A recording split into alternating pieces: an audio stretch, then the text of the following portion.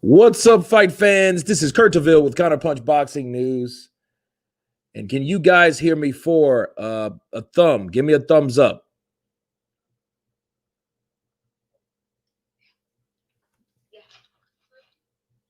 What's up, fight fans? This is Counterpunch with Counterpunch Boxing News. And we are live. G Tuck is in the building saying, "You better not duck me, son." Roy Jones Jr., what's up, brother? Counterpunch to you. All right, this is the first time using the StreamYard, as I promised you guys. We're going to start bringing guys in, people in, so we can answer questions, more interactive, you know what I mean? So we can do it that way. I think that would be a lot better. I'm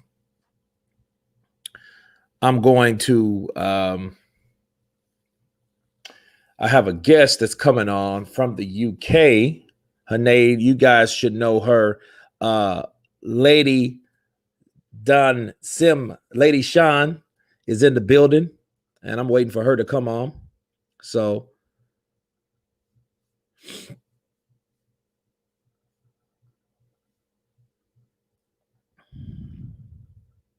well, it's D-Town Blaster. It's like StreamYard. So, you can come in, I can add you to the panel, you know what I'm saying? So, you can come in, we could talk, we could chop it up, I think it's a little bit more interactive, you know what I mean?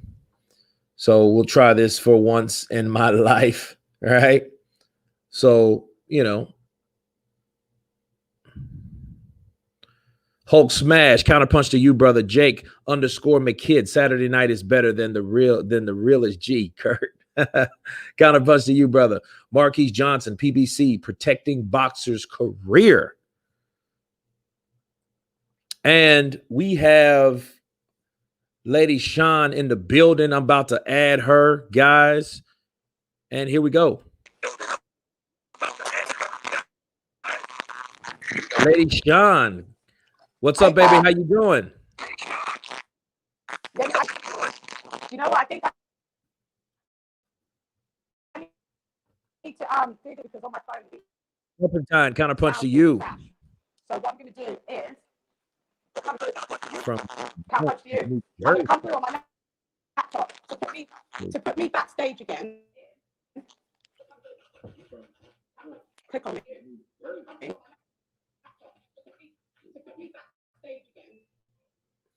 Yeah, can you hear me? And I'll come back. Click on me and put me back. Because my sound was, yeah, I can hear you now. Can you hear me? Yeah, can you hear me? Can you hear me? Yeah. But it's a bit, you sound far away. Hello. Testing 1 2 1 2. Can you hear me? Yeah, I can. Before it sounded bad. Oh shit. Let's see. Can you hear me? You can put. Yeah, I can. You can put your face. Well, it's a delay, so I don't. Can you hear me? Okay. Yeah, I can. You can put yeah, there's a major delay. We're doing a live testing, guys. Yeah, there's a major delay. We're doing a live sort it out, guys. Yeah, there's a major delay. And you can put yourself so everybody can see you, Kat. So if you click on the camera icon. Hey. Click on the camera icon. Not right now. Hold on, man. Camera icon. Hey. Load up my laptop. Not right now. Hold on, man. Hey. Okay, mute mic. You got a mad delay. I don't know why you've got. Okay. Mute mic. I'm gonna come through on my laptops better. I think. Mute mic. Let's see. Edit name.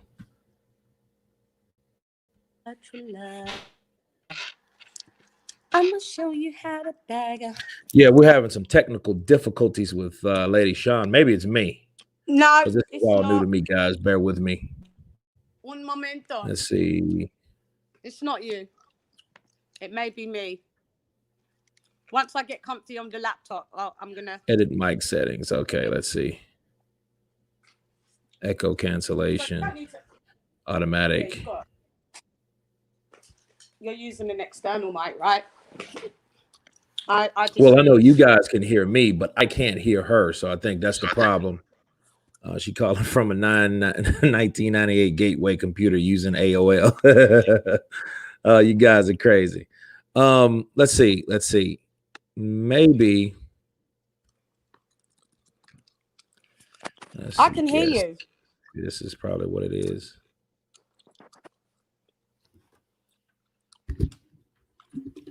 Well, let's do this.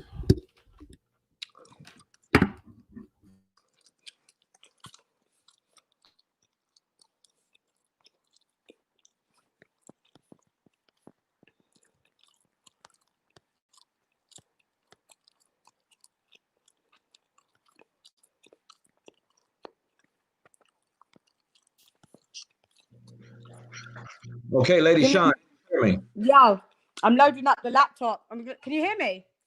I can now. I had to unplug my my mic. Oh, so okay. That's what it was. Okay. Do you want the audience to see you? So you could put, if you click your camera emoji down at the bottom of the screen, or it says cam. If you press it, then you will appear. I'm staying off cam, but if you want to stay logo to logo, it's up to you. But you know, you're cool to go live. You're cool to be live and seen, right? Yeah, that's good. It's fine with me. Yeah. So click your cam. Can you see it? I'm trying to load up mine just so I can help from this angle, because on the phone version it's a bit different. Yeah, we got the cam in. Yeah, so you need to press it. So there we go. You are. Hey. So here we go, peeps. A thief who steals must pay 7 times back. Marcy D, you crazy? They're quoting Deontay Wilder in his interview with Brian Custer. What is that, a new one? And he wants 32 mil. Here we go, guys. So we have a special guest from the UK. Lady Sean is a name. You guys know boxing is a game on top of grime, one of the queens of grime over in the UK. And we're talking about boxing. Skrilla 50, what's up, brother? Counterpunch to you. DFT, don't feed trolls. What's up, brother? Counterpunch. Roy Jones, I'm the king that will never give up. I'm a king that will never fight. That will fight to the death.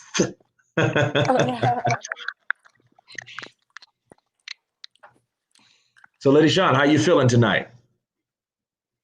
Not too bad, you know, just catching up on, you know, the current boxing shenanigans, especially with Wilder, how it's just crazy. Like, the whole time we thought he was, and we was told that he was basically trying his best to get the third fight up and running.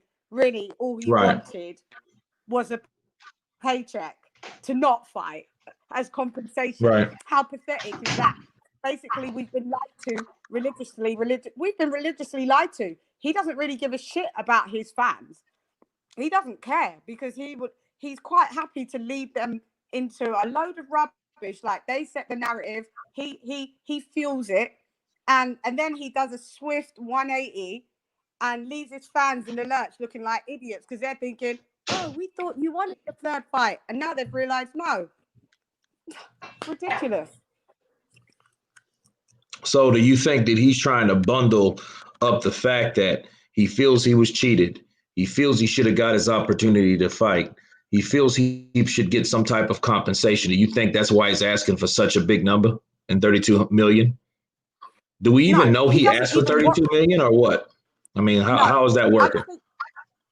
I think that is those pro Wilder channels that have made up that figure. Definitely hearing on the sources that I have, there's no 32 million at all. Wilder hasn't even made over 5 million in any purse that he's done. So any fight that he's fought. So 32 million is just made up for them to, again, the pro Wilder fans, to go with the narrative that this makes sense anyway. It doesn't matter. He's getting 32 mil. He's not getting whatever money he gets. He's still reneged. He's talking about Tyson's reneged, but he's reneged as well, because really you're not going for the fight. If you are really about the fight, who's he fighting? Charles Martin? Yeah, I got to cover that. So I don't know if that's set in stone or just a projected fight. You know, we don't know what's going on over there. So I think he's actually fighting him. You know. Oh shit! Look, sorry, I can hear myself. 1 sec. I think he's fighting him. So yeah, that's my 1 sec. Bloody hell! Yeah, so that's my thoughts on it. It's just been one big rigmarole, and it's just like enough already. I don't know what else to say on the matter, because it's just ridiculous. He's tricked us all. Tay Jones and all of his people, they've lied. Oh, we want to get him in the ring. Oh, we want to do this. Oh, we're having a third fight. Oh, he's training. Have you seen what he looks like? He's walking around at about easily about 255. No. How much is he walking around? How much? He's not training nothing. He looks about how much is big. Really? I never. When have you seen him? Like, I saw him on let me think. I saw him on, where did I see him? Did I see him on Instagram? Could have been Instagram. I think it was Instagram. I clicked on one of his stories. Dude is big. He hasn't been training at all. I'm telling you that for fact. He ain't been training. This is the biggest I've ever seen him. I'm quite shocked. His face is puffy. He ain't been training. Oh, snap. So you think he's pulling a freaking Andrew Ruiz? Yeah. Yeah, doing that fake, those angles, knowing the angles. No, I seen it. You know me, you know Shan. I seen it. He ain't been working out. Tay Jones, they're all liars. They all lie. They've lied to us the whole way through. They didn't want a third fight. They want compensation. That's what they want. So to me, he's lost all respect. The little bit of respect that I had, and the bit of hope that I had that he was actually, I was residing to the fact that, okay, fuck it, just have the third fight. I didn't care in the beginning, but because it looked like he was so adamant in having the third fight, I thought, you know what, Tyson, give him the third fight. When I saw that they was doing the mediation, but mediation doesn't make sense when you, like, why isn't there a lawsuit if you just thought dude fucked you over like that? I didn't get it, but hey, I still went with the narrative that they was going to do mediation for the contract to be looked over, and then, you know, arbitration to happen, and then maybe the third fight to be sanctioned. That's never happened, because that's not what he was going in to do. He's tricked us yet again. So shout out to Merle Dixon. She said that he's depressed. She made a statement. He's depressed. Do you think he's depressed? Dude, I can't tell you what a man's feeling. I have no clue. I'd be lying if I went yes. I'd be lying. I don't know. That part of it is none of my business. All I care about is, bro, are you doing the fight or not? Like, do you know what I mean? Right. We're not here to be We're not here to be psychologists. We're really not. We're just here to just see what's going on and talk about what he's portraying. I don't care if he's depressed at this point. He can't be. He can't. I don't know. What do you think?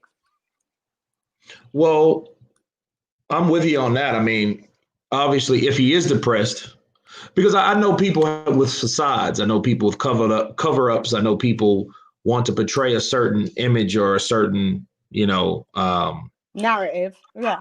Narrative. But at the end of the day, I don't think that really matters because it's what he says. So even if he is depressed, even if he is feeling shitty, that's not what he's telling everybody. So, No. The only thing we can do when we find something that's not really quite right is go on actions. So Yeah. I think that if he is depressed, I mean, you just said you seen him and he looked big, hella big, like what, 250 to 250? Yeah. And that's big for I can't Wilder. imagine Deontay Wilder at 250 pounds. It kind of started looking funny to me at that point. Bruv, this is what I'm saying because I know his usual weight. I know his usual fight weight. Obviously, he's like the 214, 213. He can dip even a little bit lower. But, the most that we've seen him, obviously, was Fury 2. He was like 230. So there he looks normal. This is why I'm saying he has to be about 250 because I've got reference to what he looked like at 230. He's big. Yeah, when you have time, send me some images of that. I gotta check that out. I didn't know he surfaced or not. Yeah, I gotta find it for real. I gotta find it.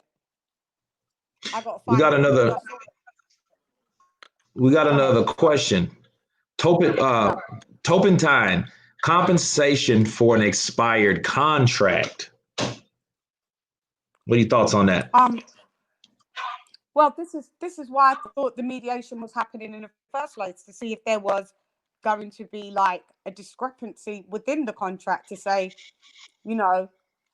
maybe this will be, maybe the delay of him fighting could come under the act of God clause, or something like that. But I don't know. I guess he just wants the compensation of what he thought he was deemed to make in his purse, and then just to move on. I just think Wilder just win the game. He knows that he's fucked up and burnt every bridge that has been built. Dillian White's not going to fuck with him for about 2 years. He's going to be frozen out. Joshua's not going to pay him any mind, doesn't need to. Tyson Fury, obviously, definitely is not going to fuck with him. So, like, what big title shots is he up for? Wilder's 35. He's going to be 36 at the end of the year. By the time it hits 2023, looking to be 38. What's the point? He's dipping out now. I'm telling you, he's dipping out now. He's going to do this this silly fight that we all know that he's going to win. It's a confidence building fight, clearly. And I don't know. I have no clue. If I was him, I'd just retire because his legacy's tarnished. Like forever. Like nobody's going to, definitely on this side of the pond, none of us rate him anymore. Well, the decisions he's made was piss poor. He shouldn't even mentioned, even if he allowed people to believe it, which he did, he should have still kept it to himself and then proved it by action. But he didn't do any of that. Because there was no guarantee or there was no restriction on Tyson Fury's part for not having to fight until he said all those things about Tyson Fury. He just wasn't going to be next. So, that would have probably meant him more than likely being froze out, but now he's being froze out by force. So, by a person's decision. So if a person's saying, I don't want to, imagine Tyson Fury saying that about Anthony Joshua. I'll never fight Anthony Joshua again, or I'll never fight him, period. It takes a hell of a thing to cause someone to make that type of, or to cause someone to get that type of mindset about you. So they got to be pretty pissed, right? Yeah, because you've disrespected a man's culture. He's a total hypocrite because, he was talking about, the disrespect of him when he was fighting and the black hole, the black, what's the thing? I forgot what the name is when it's Black History Month. Sorry, it evaded me. Black History Month. But you're doing the same thing as what he's supposed to stand for to this day. But yet, you're cussing the gypsies. So you're doing the same type of thing. It's like he's just a massive walking contradiction. I just don't understand how he exists in such a space and feels quite comfortable in existing in that space. It's wild to me. Ugh, I just don't get it. He can't go anywhere. Tyson Fury, I don't blame Tyson Fury. And you know I'm not the biggest Tyson Fury fan, but I don't blame Tyson Fury to say, you know, if the contract's expired, that may mean he's not owed any money, because we're hearing that Shelley Finkel left the contract on the table on his desk and didn't bother with it. Like, we're hearing that him and Shelley Finkel have you know, parted ways. Like, his whole team's a mess. His whole team's a mess. I've never seen this in boxing to this degree, except for maybe in the Don King glory days. But I mean, Don King still was about his business. Like, this team's a mess. Well, I mean, yeah, I seen that Kevin Barry interview. Yeah, it was quite interesting. What happened? Tell me, what happened? Well, it's the one that where, you know, the one, I guess the one you saw, and maybe you didn't see it, but it was Kevin Barry. You know, he was the one that heard the rumor about Shelley Finkel leaving his camp. Oh, I've just seen it on everybody's commentary, but I haven't seen it on Kevin Barry's. I've just seen it on like Bruce Vane. I've seen it in Second Out. Everybody else's commentary. I haven't seen it on the Kevin Geezer. But yeah, I know what the story is. I don't know, but some people are saying, and I saw another commentary saying that that's not true and they haven't parted ways. But this is what I'm saying with this camp. It's so ambiguous. Like, things are just not a direct one meaning. It's just like they throw things out into the ethos and just hope that it sticks somewhere. And unfortunately, it sticks with the gullible Deontay fans, and they'll lap up everything and turn the narrative into something that will suit them and make sense to them, when it clearly is lunacy. So I don't know. I don't know where he's going. I don't know where he's going. Do you think he should carry on? Because I know you still think he should carry on fighting. Cool. Yeah. Why though? Why? I mean, to see how good he is. I mean, people can lie, they can manipulate, they can tell false narratives. We heard it all before. I don't know if we ever heard it to this degree. I don't think that really matters, because I want to see him fight the best opposition, because he's a fighter. If he still claims to be a fighter, he needs to fight. You know, I don't care about his lies. You know what I mean? Because at the end of the day, a lot of these fighters lie about shit like that. This has probably been the most pathetic, but besides that, he still needs to show how good he really is in this era. You know, why? Like, why? Well, I mean, because he clearly isn't like really. Like Tyson Fury's already shown us that he's not good. He's not good, Kurt. Like, his resume is trash. It always has been trash. But I mean, everybody that he could have potentially fought that was in the top 10 of anything, he dissed. He ducked Joshua. So Joshua's not gonna fuck with him now. He fucked with Fury, he's not gonna fuck with him now. Dillian White was a peasant. And remember, kings only chase kings and they don't chase peasants. So you froze yourself out of that. Where else is he good? He's never fought the best. And what's left on the table, no, I'm not gonna lie. What's left on the table is still the best. Is he gonna go? Why didn't he go to Andy Ruiz? Why has he gone to this guy, Charles Martin? Like, that hasn't got an impressive resume his own self. So if he's really about fighting the best, fight the best of what's available. You know, you've got Andy Ruiz, you've got Luis Ortiz, you've got Joe Joyce, you've got. The goes on.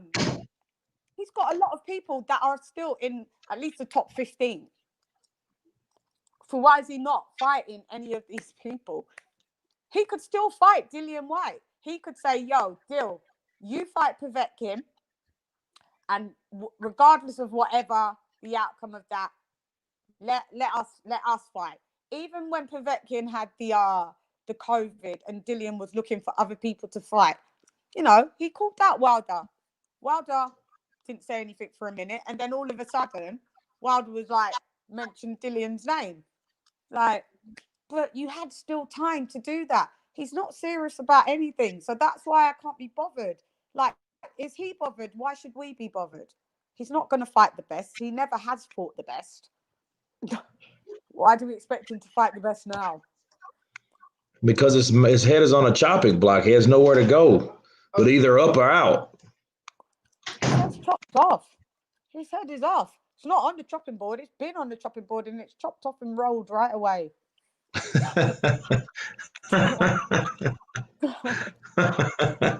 It's chopped off and rolled right away. No, yeah. I still want him to see. I want to see him challenged. You know, we've seen Ortiz, we've seen Tyson Fury, but I mean, is that it? I'm not convinced. What do you think he's going to establish by continuing to fight like mediocre? Well, I think I think he establishes a standard. I think he establishes a standard on where he stands. Okay, he's not better than Tyson Fury, but what else can he do in the heavyweight division? I don't think it's all about the hierarchy anymore, especially when you fall from the top. When you fall from the top, yeah, it was pathetic what he did. You know, they don't think he can handle that type of defeat. You know, but then let's see him fight again. I mean, one fight. I don't think that's warrants him retiring. Do you think he needs to retire? Look, I'm not anyone, like I said, to tell anyone what to do with their life. But if you're gonna ask me my genuine opinion, yeah, I'm asking you a counterpunch. What's your opinion? Yeah. 1 second. Do you know what I'm gonna do? Because the phone is fuzzing, I'm gonna leave it. I'm gonna leave and come through on my laptop. Yeah. Because this is fuzzy, right, and I want to be able to have a clear conversation. Okay. All right.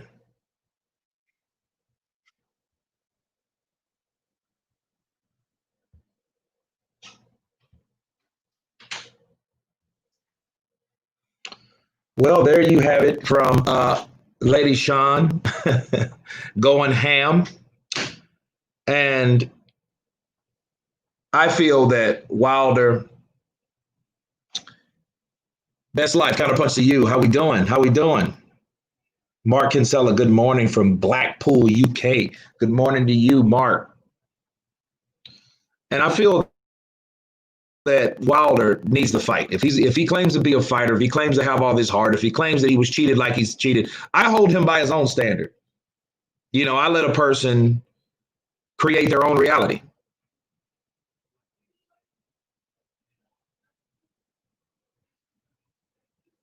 You know, so I think that for Wilder, I hope that for Wilder. I want Wilder to realize that, hey, those guys that he fought, the 35, damn near 40 guys that he fought, it won't be that case anymore. He needs to fight people that are worth a damn. Maybe, just maybe, his handlers will now stop babying him, you know? Actually, Charles Martin, his last performance against Jarrell Washington was pretty impressive because you know who his new trainer is. It's Manny Robles, which was the trainer of Andy Ruiz. So Wilder played himself. Okay. All right.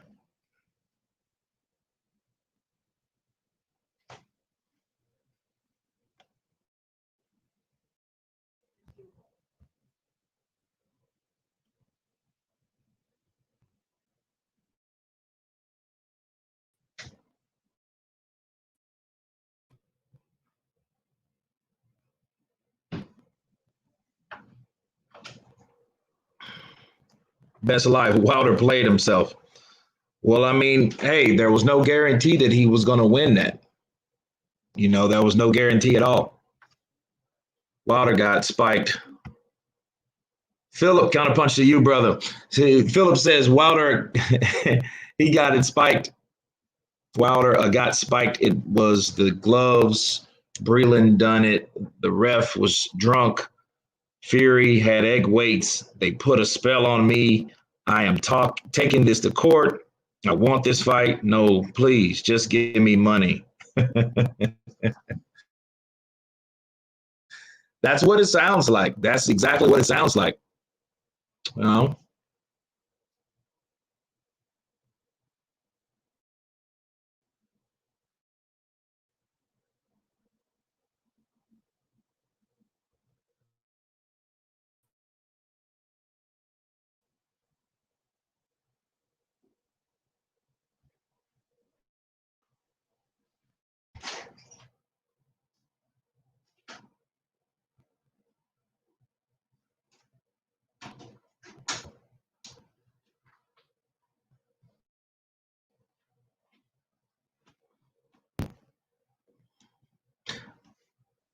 I would love for Wilder to be knocked out by Martin just to see some channel's reaction. Look, the whole thing is it's about progression. You know, it's all about progression. Stick up for yourself. Appreciate you, brother. Martin looks like an NBA dropout. Well, shit, if Martin does, what does Wilder look like? Shit, Wilder looks like a basketball player.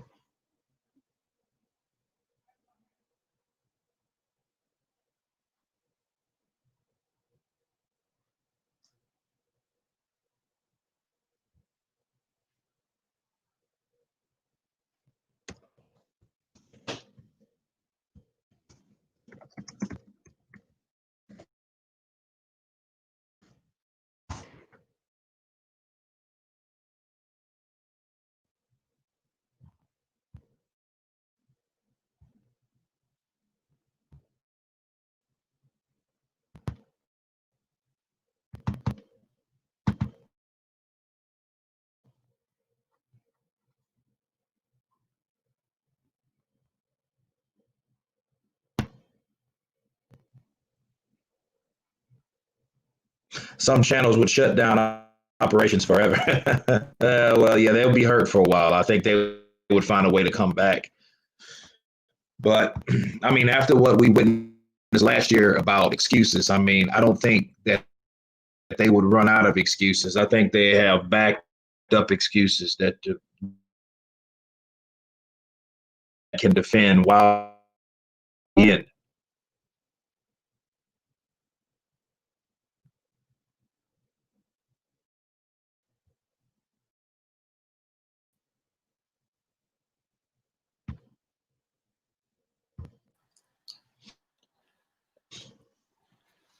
Yeah. Check 1, check 2. Can you hear me? Lady Sean, welcome back to the forum. I'm like, yo, I'm here. Oh, yes, I can. Yes, I can. Good. Bueno, muy bien. I'll put you about. You know us, we speak the Spanish. We're talking about Charles Martin and yeah, so I was just on his box rec. We're talking about Charles Martin. Okay, so I was just on his box rec. His stats are not that. I can't. Wow, I thought he. Okay, so he's had. There you go. He's had 28 wins. 25 have been by 25 have been by way of knockout. He's had 2 losses. He's had 2 losses, and out of those 2 losses, he was knocked out once, and he's had 1 draw. He's 34. Oh my God, he's a southpaw. Right. Okay, he's up. Wow, you know what? Wilder better be careful. This may not be deemed as too much of a tune-up, you know?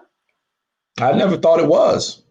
I mean, I didn't know how close the fight was to being made, but, you know, it is what it is. Yeah, I've seen it. Yeah, go ahead. Sorry. No, we got TBE Boxing in here. We're going to bring him in. TBE Boxing, what's up, brother? Counterpunch to you. Hey, what's going on, Counterpunch? How's it going? It's going pretty good, man. How you doing? Good. I'm good. I was just looking at a couple of your videos. I always watch your videos. They're pretty entertaining to say the least. But I don't think I'd rather see Wilder fight Ruiz than Martin. Right.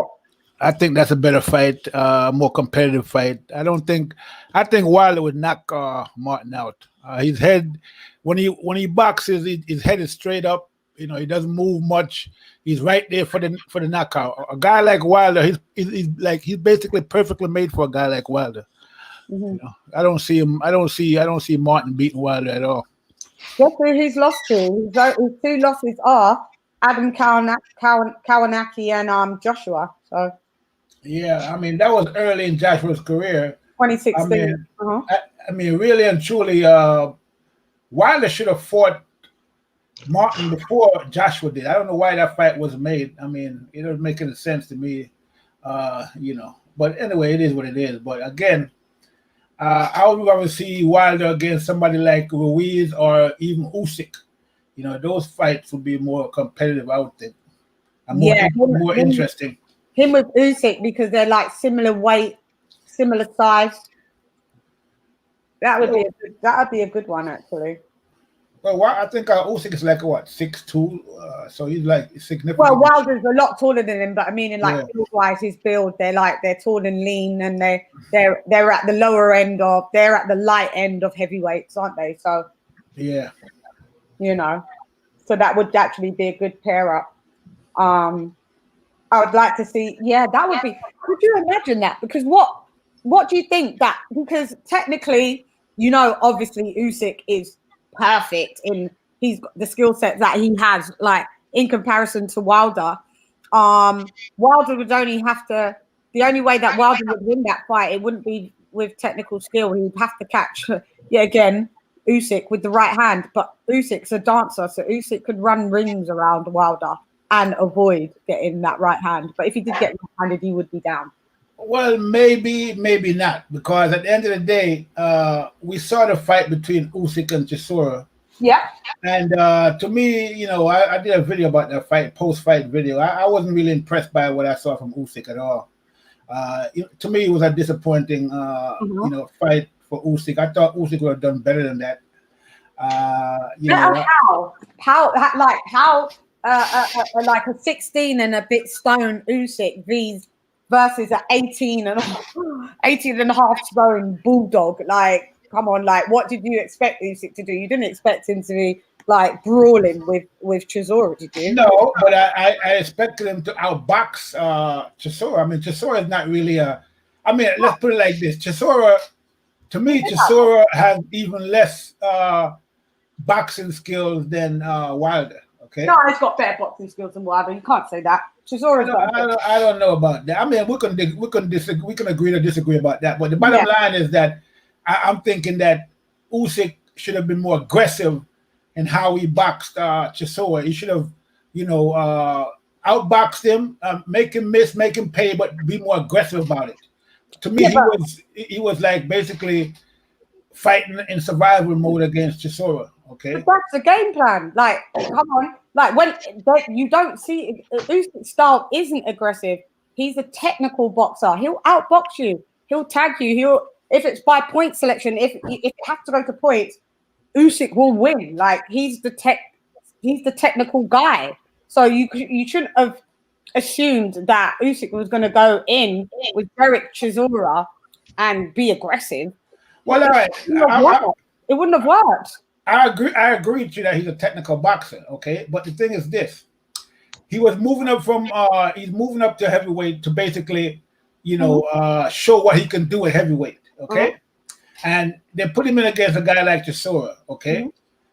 To me, if it was a grade system, and he said himself that he wasn't really impressed with his performance. I mean, he was 100% correct. I wasn't impressed with it. He wasn't satisfied with it. And that's because it was he was a C. It was a C performance, really. So, I just think that he could have done a lot better, even if he was, like you say, he's a technical boxer, he's boxing, but he wasn't very good at it to me. And I think that if that's the way he's going to fight at heavyweight, he's in for a rude surprise. He's going to be, you know, as a matter of fact, I'll put it to you like this. I think him and Deontay Wilder is more maybe a 50, 55, 45 in favor of Wilder, okay? Based on his performance with Chisora, okay? I'm just going on that, based on that alone. I think that Wilder would probably beat Usyk, and that's saying a lot because I'm not really impressed by Wilder's boxing skills at all. Okay, so that's just the way I see that, you know. Yeah, I don't know if I could base what you saw him with Chisora on an outcome with Wilder. It's just like we haven't got enough reference with him in the heavyweight division for us to like the first fight he had with, I can't remember that guy, some geezer from Philly. That's rubbish. But you know, he won. But yeah, I don't think we can gauge. We haven't seen him. We haven't seen his versatility against like super heavyweights, heavyweights his size, heavyweights slightly bigger than him. You know, we don't have that reference yet, so you can't really say how he's gonna really the 55-45 to Wilder. And another thing is he kind of had to move to heavyweight. He pretty much, well, he did. He cleaned up cruiserweight. Yeah, that's true. I mean, I understand that. Yeah. If he wants to continue to box, he has to go for heavyweight. He's undisputed. He's undisputed and undefeated in the cruiserweight category, cleaned up. So yeah, he kind of had to go up there. So we just now have to. He's just being born into the heavyweights. So we just got to watch. Well, I could, you know, we could look at contrast. We could look at when I don't know if you might, you know, remember what you might be too young. I'm not sure, but when Holyfield moved up to heavyweight and he fought James Quick Tillis, young. Sorry, he knocked him out. Okay. Yeah. When Crawford moved up to welterweight, he knocked out what's his name? I forgot, the Australian kid. He knocked him out. So that's the difference, you know, in terms of contrast. Yeah. Usyk moved up to heavyweight, and he didn't even fight a champion. Okay. No, he fought Chisora, and Chisora is not really that much taller than Usyk. Okay. No. If he's taller than him at all. The same size. Yeah. So I mean, you know, his performance was very disappointing, and I think that you know, if he goes in there against somebody even Wilder, you know, with that type of performance, he's gonna lose. I would lean towards Wilder in their fight right now. If there was a fight right now, even with Wilder's lack of skills, okay, I think that Wilder would probably beat him. That's why I would love to see the fight. You know, I mean, we never know. I mean, we have to see how it plays out. But you know, in that fight, you know, I would more or less, based on the performance with Chisora, unless I see something else from Usyk, I'm gonna have to lean towards Wilder if they were to fight today. Yeah. No, I've definitely said that him moving into the heavyweight category, he's going to lose his own. Like Usyk's not going to stay undefeated. It's impossible with the guys that's in the category. It's impossible. So yeah. I mean, we're talking about Wilder, so forget about, you know, people. Yeah, like we went on to Usyk, didn't we? Like Joseph Parker, like Joshua, like Fury. They would kill Usyk. They would fuck him in. That's what I'm saying. So that's why I know he's not his undefeated record that he's held so far. It's not going to fare well in the heavyweight division. As you said, he's had less than impressive fights. I'm just saying, I don't know how to specifically gauge him. I would like to see him in a bit more fights with other heavyweights, you know, just to see. But yeah, I don't think he's going to be the best at all. But yeah, well, a good test would be Wilder. So you know, he could start there, and you know, based on how he does against Wilder, we can judge from there. But again, is, I don't think he's looking at Wilder at the minute because he's got the cash cow. He's mandatory, you know. So he doesn't. Wilder is in his rearview mirror. Like, actually, he called out Wilder. He's not going to get that fight with Joshua anytime soon. I mean, I don't think so. That Fury Joshua 1 and 2 is going to come and go before you can get a fight with Joshua, I would think. So he might well forget about that. I mean, I think that Joshua will probably drop that belt before he fights Usyk before Fury. It's not going to happen, I don't think. Okay. Yeah. And as a matter of fact, we just heard that. I mean, according to Bruce, actually, according to Counterpunch, that fight is made. So that's the fight next for Joshua is going to be Fury. Well, the fight isn't made. I watched Eddie Hearn say yesterday that the fight isn't made. There isn't any location agreed. He said maybe in the next 4 weeks is when, within the next 4 weeks, we'll hear more on it. And he would like to have a definitive answer in about 4 weeks maximum. But thus far, no location. He said there's no point of. He said there's offers of where they could host it in the different countries, but he said there's no point pinning down the venue or the location because they haven't signed all of the contracts. It's not definitive. So he said, you're right about that. But I'm from what I'm hearing is they've basically agreed to all the terms. You just have to actually sign the contract and actually redo the fine print and all that. But the general outline of the fight is been agreed to. It's going to happen in one of those Middle East countries, probably Saudi Arabia. Yeah. So the fight should be signed relatively soon. Delivered in the near future. Yeah. But yeah. We'll see how it plays out. You're right. You never know until it's actually signed. So yeah, and Tyson Fury is. One day he's this, the next day he's that. So it's just like whatever. You might hear him say, you might hear him say, I'm going back into WWE. God. Yeah, you're right about that. You never know with Tyson Fury, One day. Where do you live? You live in the States then? You sound like you're English with an American twang. Who, me? Yeah. No, I'm Jamaican. Yeah, I was going to say West Indian as well, but where do you live? Where do you live? I'm from Brooklyn. But I've been to England before, though. Oh, I thought you were British and then went to America. Okay, cool. No, I've been there. I have family in England. I've been there before. Oh, okay. Cool. I'll definitely check out your page. I'll sub to your channel. Sub to mine. So you have a page as well? Yeah, I have a boxing channel as well. It's called. Oh yeah, okay. I'll sub to yours as well. Yeah, definitely. I'll check it out. Curdy, I'm here. What's up? Well, I'm letting you guys go back and forth between who you want. So let me counter both of you because I did just hear Adam Cram. Shout out to you, Adam. Yes, I'm still in the conversation. This is what I feel. I feel that Charles Martin is a very good opponent. And question for you, Lady Sean and TBE Boxing. Did you see the Kownacki Martin fight? No, I can't say I did. I went to look at that fight and I saw little clips of it.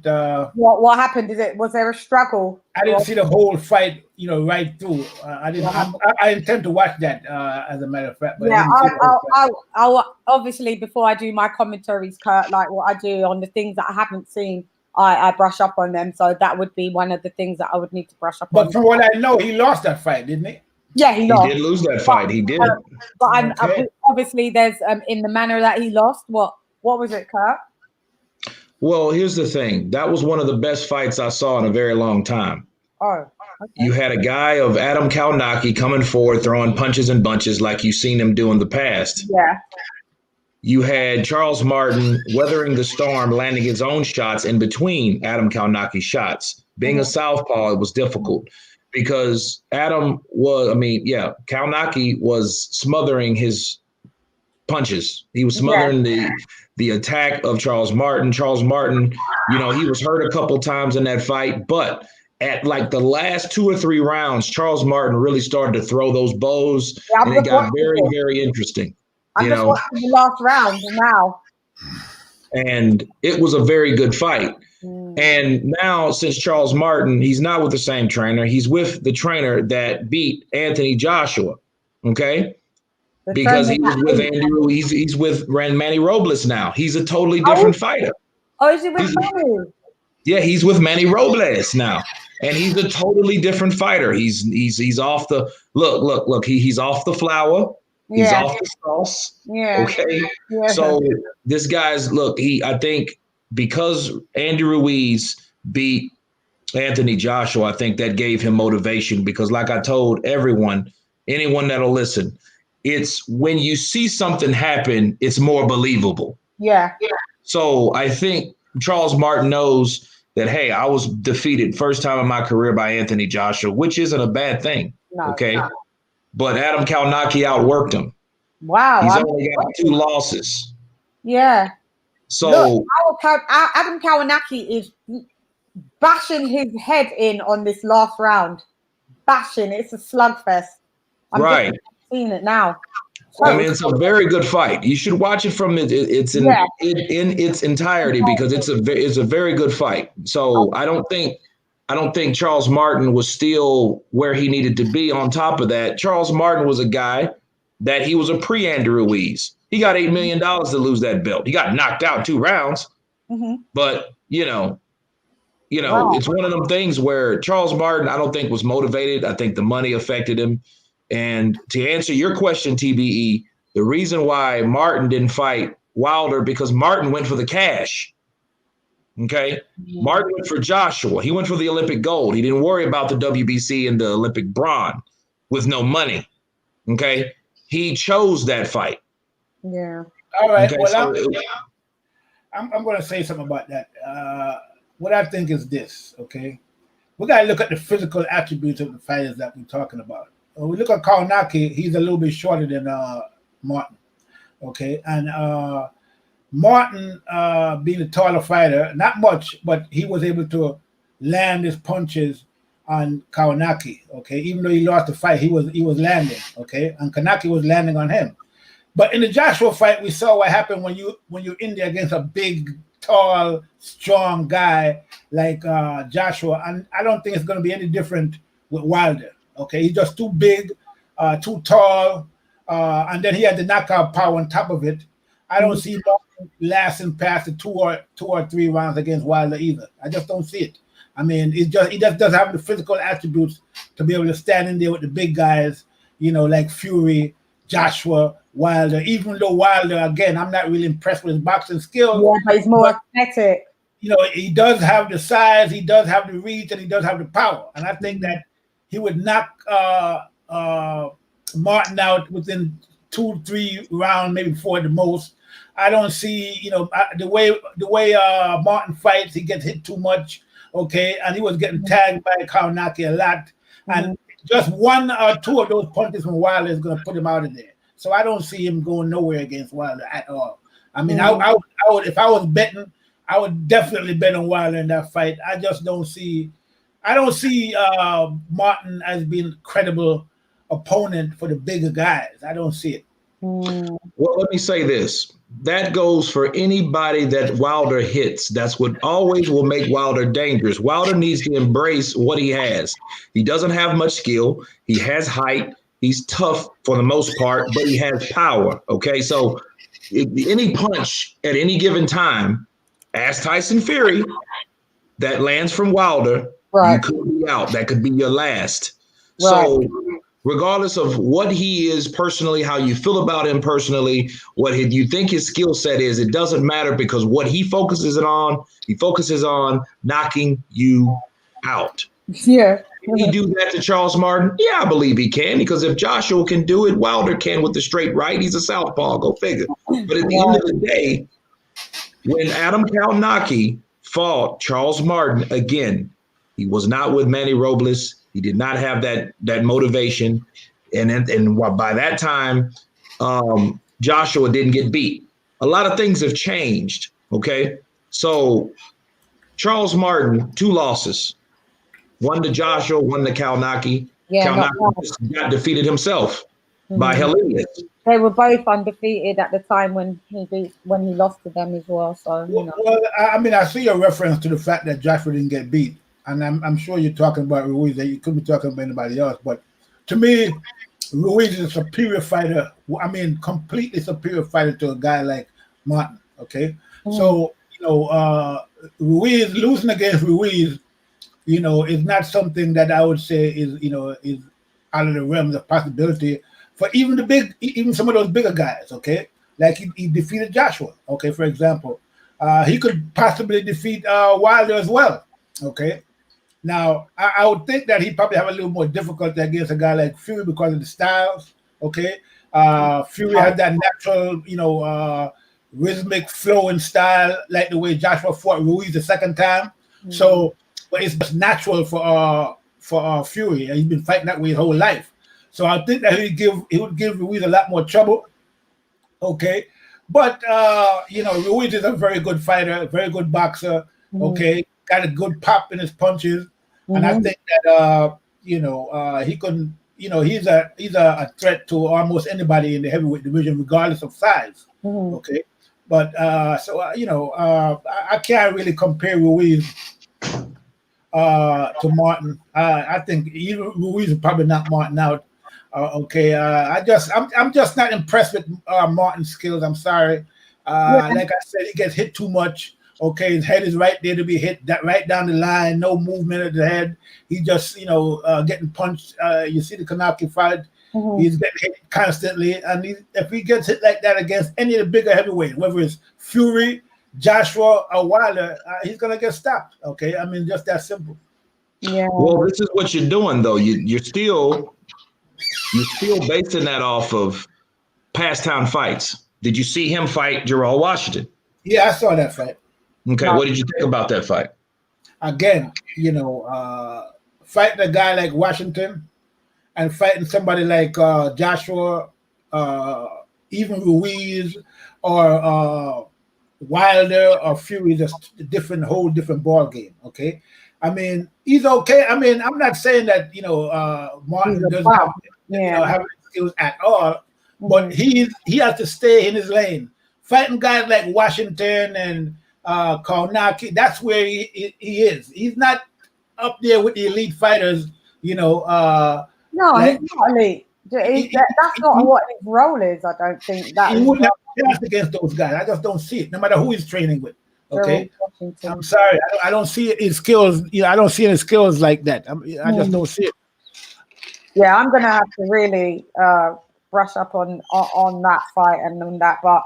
By the looks of it, like what Kurt's saying is that what we can see is pre-Manny Robles. Now he's under Manny Robles. He may have transitioned into a better fighter, looks a bit better, added to his skill set, because he looks quite sluggish in this fight. But he doesn't look like he's got a lot of skill. No disrespect, but I'm just seeing it just from a quick hit on the YouTube. It's no accident. That's the guy that's going to be supposedly Wilder's next right. opponent. Okay? Why couldn't he fight someone better, man? This is what I'm saying. Like, it's so uninspiring. Like, why is this? Like, this is just going to be a rubbish fight, isn't it? That's Wilder for you. Well, here's the thing, though. Everyone wants to see Ruiz. I mean, we saw that on the poll. If you guys voted on the poll that I posted yesterday, I don't know if you have or not, but I polled it. I put it up your poll. Yeah. Well, there you go. Well, Ruiz won, but here's the thing about Ruiz. Yeah. Will Ruiz fight Wilder next? See, we're talking about. See, we have to be fair, because when you say, Charles Martin, he ain't this. We want Ruiz. But who says Ruiz will take a fight with Wilder? Well, he should do. Like, he's under Eddie Reynoso now. Like, we need to see what skills he's developed. He must be doing way better. So, like, we need to see something. We need to see something at all. But that's the thing. When is the last time Andy Ruiz fought? Since Joshua, what? Like, okay, December 9th, 2019? Okay, now, so ask yourself this question. When was the last person that wanted to fight him? It was Dillian White to my knowledge. Wrong. Dillian White was the first person that wanted to fight him, and he turned that down. Who's the last? I don't know. Who was the last? Luis Ortiz. Oh yeah. What happened with that again? He wanted more time. That's what I'm saying. See, Ruiz is a guy. Yeah, you're right. Look, he wants a tune-up, so you can't blame Wilder for some other guy wanting a tune-up. If he won't fight Luis Ortiz, being however years old, because I don't, or okay, fair play. Or if he won't fight Dillian White, what makes you think he's going to fight Deontay Wilder? So you can't blame Deontay Wilder for that. Yeah, not just him. Counterpunch. Yeah. Yeah, you can't, like, we want these fights. Yes, ideal. They're both with the same promoter. I get it at the end of the day. Yeah. But what's the line? How much can these fighters get paid? What's stopping these fighters from fighting other fighters to get more money? But then Ruiz is a guy, he's already ducked two people saying, I'm not ready. He just wasn't ready, right? He said that. I'm not ready for an Ortiz. I'm like, well, dude, when are you going to be ready when Ortiz is 85? Yeah. I'm surprised he said that. I'm surprised at that because I saw Ruiz fight Parker and gave Parker a lot of trouble. So I don't know. I don't see why he would have a problem fighting Ortiz. I think he would probably beat Ortiz. But it is what it is. If he said that, then I think he would beat Ortiz. I think Ruiz would beat Ortiz bars. Well, here's the thing, though. Ruiz, though, he has to get him. He feels that he needs preparation. He's trying to do a total body transformation and all that jazz. Mm-hmm. You know what I mean? So, who says he'll be ready for Wilder? Well, who's he getting ready for? Under the great, I do not know. He's around fucking Canelo and like mad inspiring. The last time we heard from anything about Ruiz and his game plan is to fight Chris Arreola. Yeah.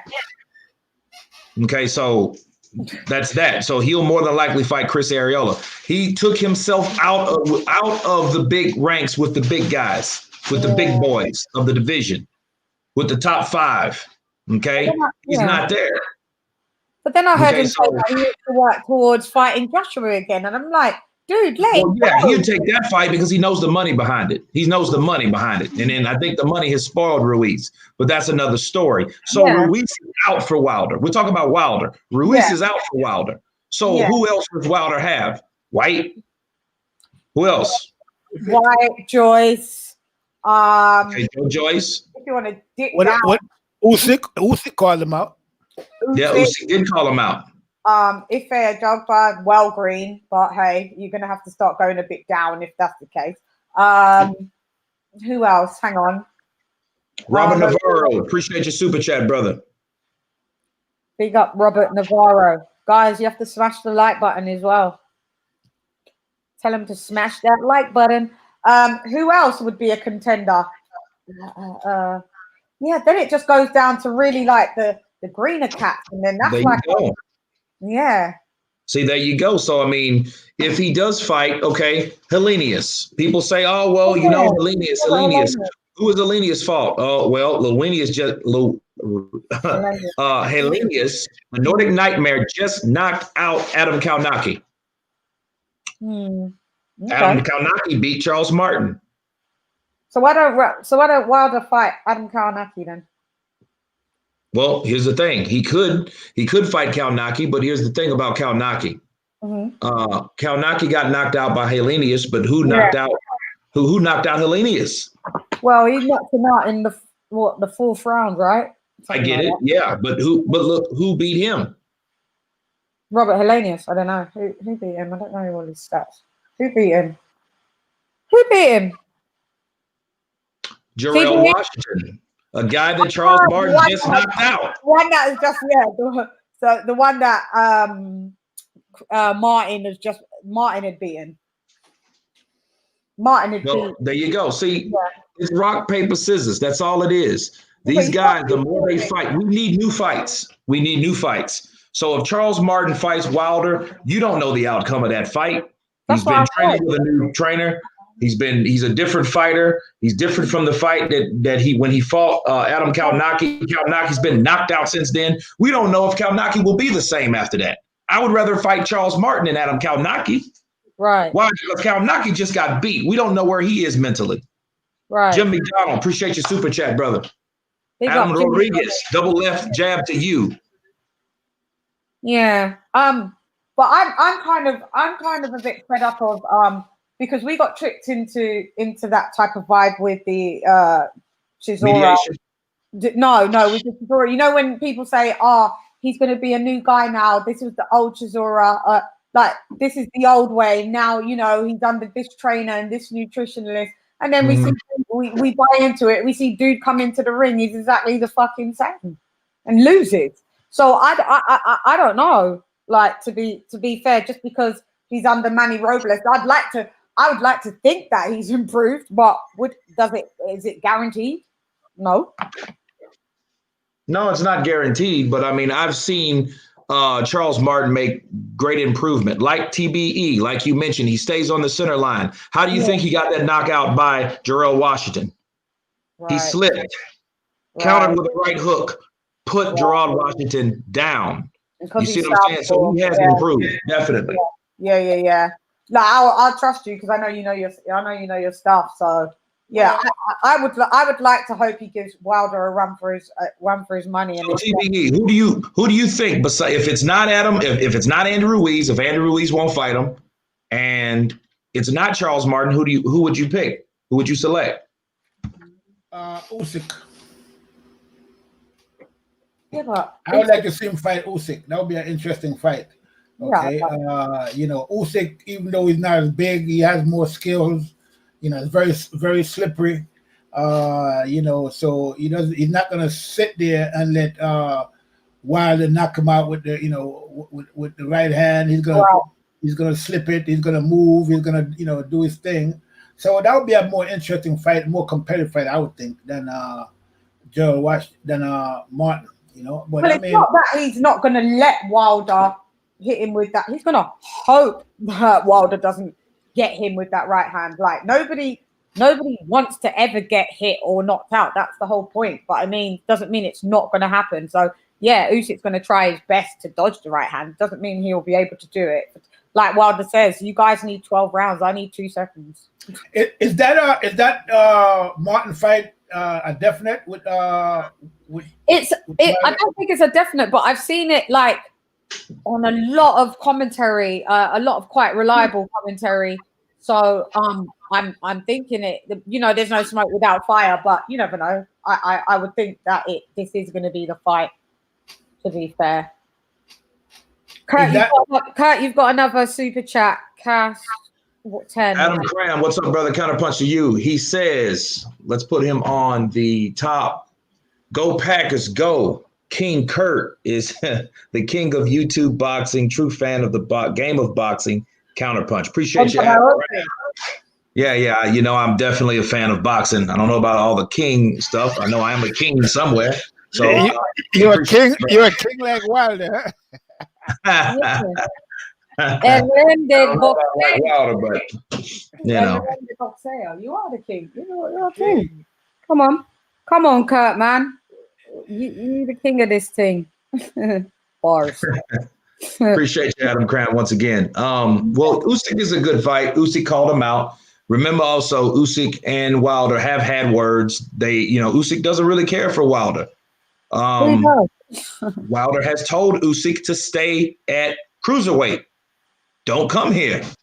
He said that. So there's a lot of things that has been said between Usyk and Wilder that can build a pretty interesting backstory and build up for that particular fight. Now, one's fighting on the zone, the other one's fighting, PBC. So we'll see. Someone said that Wilder on here on your comments, I saw it. He should go to Bridgerweight. Wilder has definitely said he has got no interest in Bridgerweight, so don't ever bring that talk to him again. Basically, shut that down. What about Dylan White, Wilder? Well, that's what we wanted to see initially. Dillian White tried in the beginning. Wilder ducked and froze him out and called him a peasant. Don't you remember when Wilder called him a peasant, TBE? I don't remember when he called him a peasant, but I do remember that I saw that Dylan White said that Wilder told him in a text that he would freeze him out for 2 years, and he, something to that effect. He would show the text to somebody. Wilder didn't necessarily want to fight him, I don't think. No, he called him a peasant. He said kings chase kings and not peasants. What about that guy Hrgovic? Yeah. Hrgovic, Hrgovic and Wilder, they fought when Wilder was 26 years old and Hrgovic was 19. Really? They sparred. What? They sparred many rounds. That was around the same time when David Haye was sparring Wilder, and Wilder was praising Wilder. Haye was praising Wilder for his boxing ability. So. Never listen to David Hay ever again in life. Ever. I'm never. Someone said on the comments, Ergovic, rejoice, be good. So many good heavyweights at the men. Yeah, I don't know. Or you got Alan Babbage. He's out. He's out of the game. He's got a bad shoulder injury. He's out. He's rubbish anyway, in my opinion. But you know. And we also have Parker out there. I mean, you know, him and Wilder will be an interesting fight. Yeah. It would be a good fight. A bit quiet with him. Yeah, Joseph Parker, that would be a good fight, I guess. They need to step up. Like, they're actually pretty good friends. They're pretty cordial, Parker and Wilder. Oh, I didn't know that. Well, they should. Well, like, why are we like trying to sort these fights out and not getting paid to do so? I need to be a promoter. That's where the money is. There you go. Yeah, but I mean, why aren't these fights? Do you know what? The heavyweight. I'm doing a show on Monday about this. The heavyweight division right now is the most uninspiring weight cat at the minute. In my I might have to disagree with that. You know it is, PB. The welterweights is the welterweights and one. A lot of ducking going on at welterweight. 135. Not even the welterweights. The welterweights cool, but yeah, obviously you got we got the L Spencers and we got Bud. But I mean, nah, man. Like the lightweight cat 135 is lit. And but still, they're actually doing their stupidness, like, you know, this one needed to fight that one, and that one's ducking that one. But I mean, at least the young cats are like doing stuff. Like the heavyweight division is just mad frustrating to me. I don't think it's as epic at the minute. I don't. You can't, in comparison with 135. Well, I was just being facetious when I was saying the welterweight, but I don't know. If Wilder is coming back, like, you know, it seems like he is, which, you know, he should add some, you know, a little more spice to the heavyweights, I would think. But that's if he's going to fight anybody. But if he's going to be fighting people like, you know, no disrespect to Martin, but, you know. Here comes the disrespect. What? Here we go. I'm just not, you know, that's not a fight that's going to make me want to go, you know, say, yeah, I gotta buy that fight. I gotta get that now. Yeah, well, Kurt, do you think that fight will be PPV worthy? No, it's not. What's that? Wilder with Martin. That's not pay-per-view. Why right? not? Why not? I thought about it. I thought, like, no, a part of me was like, yeah, it could be PPV, but then I thought, and then a part of me was like, nah, it's not. I don't know. The only thing that would really interest me in a Wilder fight, it doesn't really matter who he's fighting right now, you know, in that sense, would be what is he doing now in terms of, did he change his fighting style? Did he make some improvements? I would watch it just for that alone. Even if he was fighting himself, I would just want to see how he, you know, shadow boxing. I just want to see how he's looking right now. If he did anything different than what he was doing before, than just depending on the one hand, you know, the like this ridiculous belief in his knockout power, which is going to fail you sooner or later. I mean, you know, you can't be a one-handed fighter and expect to, you know, become elite. Okay, right. We all saw what happened. So I would be definitely interested in seeing how Wilder looks. You know, so you'd pay like, because I know you guys is PPV. You'd be happy to pay $70 to watch him and Martin fight. Just to see what Wilder looks like. I mean, if he's made an improvement, not because I'm really interested in him fighting Martin. I'm not really interested in that. But I would like to see. I just want to see what he's looking like, if he actually, you know, made any adjustments in the way he's fighting. Yeah, but would you pay to watch? Yeah, probably. I would probably pay to watch it. I'll pay to watch it because over here it's cheap. He'd probably be a tenner. He'd be like £10 here. Like, do you know what I mean? So it's I just pay to watch it like that. But if it was like £70, I would not be paying 70. But maybe because what I do, I'd have to cover it. Maybe, but well, yeah. £70 is like $130 or something like that. Yeah, so, and if it was 70, you guys are paying like $70 for us. That's like what, 60 quid. I wouldn't want to pay 60 quid for watch no Wilder fight Martin. But hey, such is life. Big up, D. You right, D? I've been trying to track you down. Where you been? You need to tap in. Big up Dave from Speak Your Mind Sports Yeah, Talk. big up out from Mind Sports Talk. I appear on his platform a few times as well, and him on mine. So respect. D, I need you in the week as well. So just holler at me. But yeah, I don't know. We're just gonna have to see where this goes. What are the comments saying? What's everybody saying? A fighter being knocked down is no exposure. I just think people are too. I think people are too.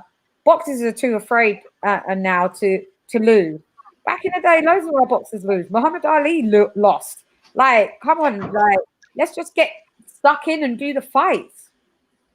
Like, everybody's so protective about. I know you don't want a whole load of losses on your stats, but I mean, come on, man, let's like fight. Let's do this.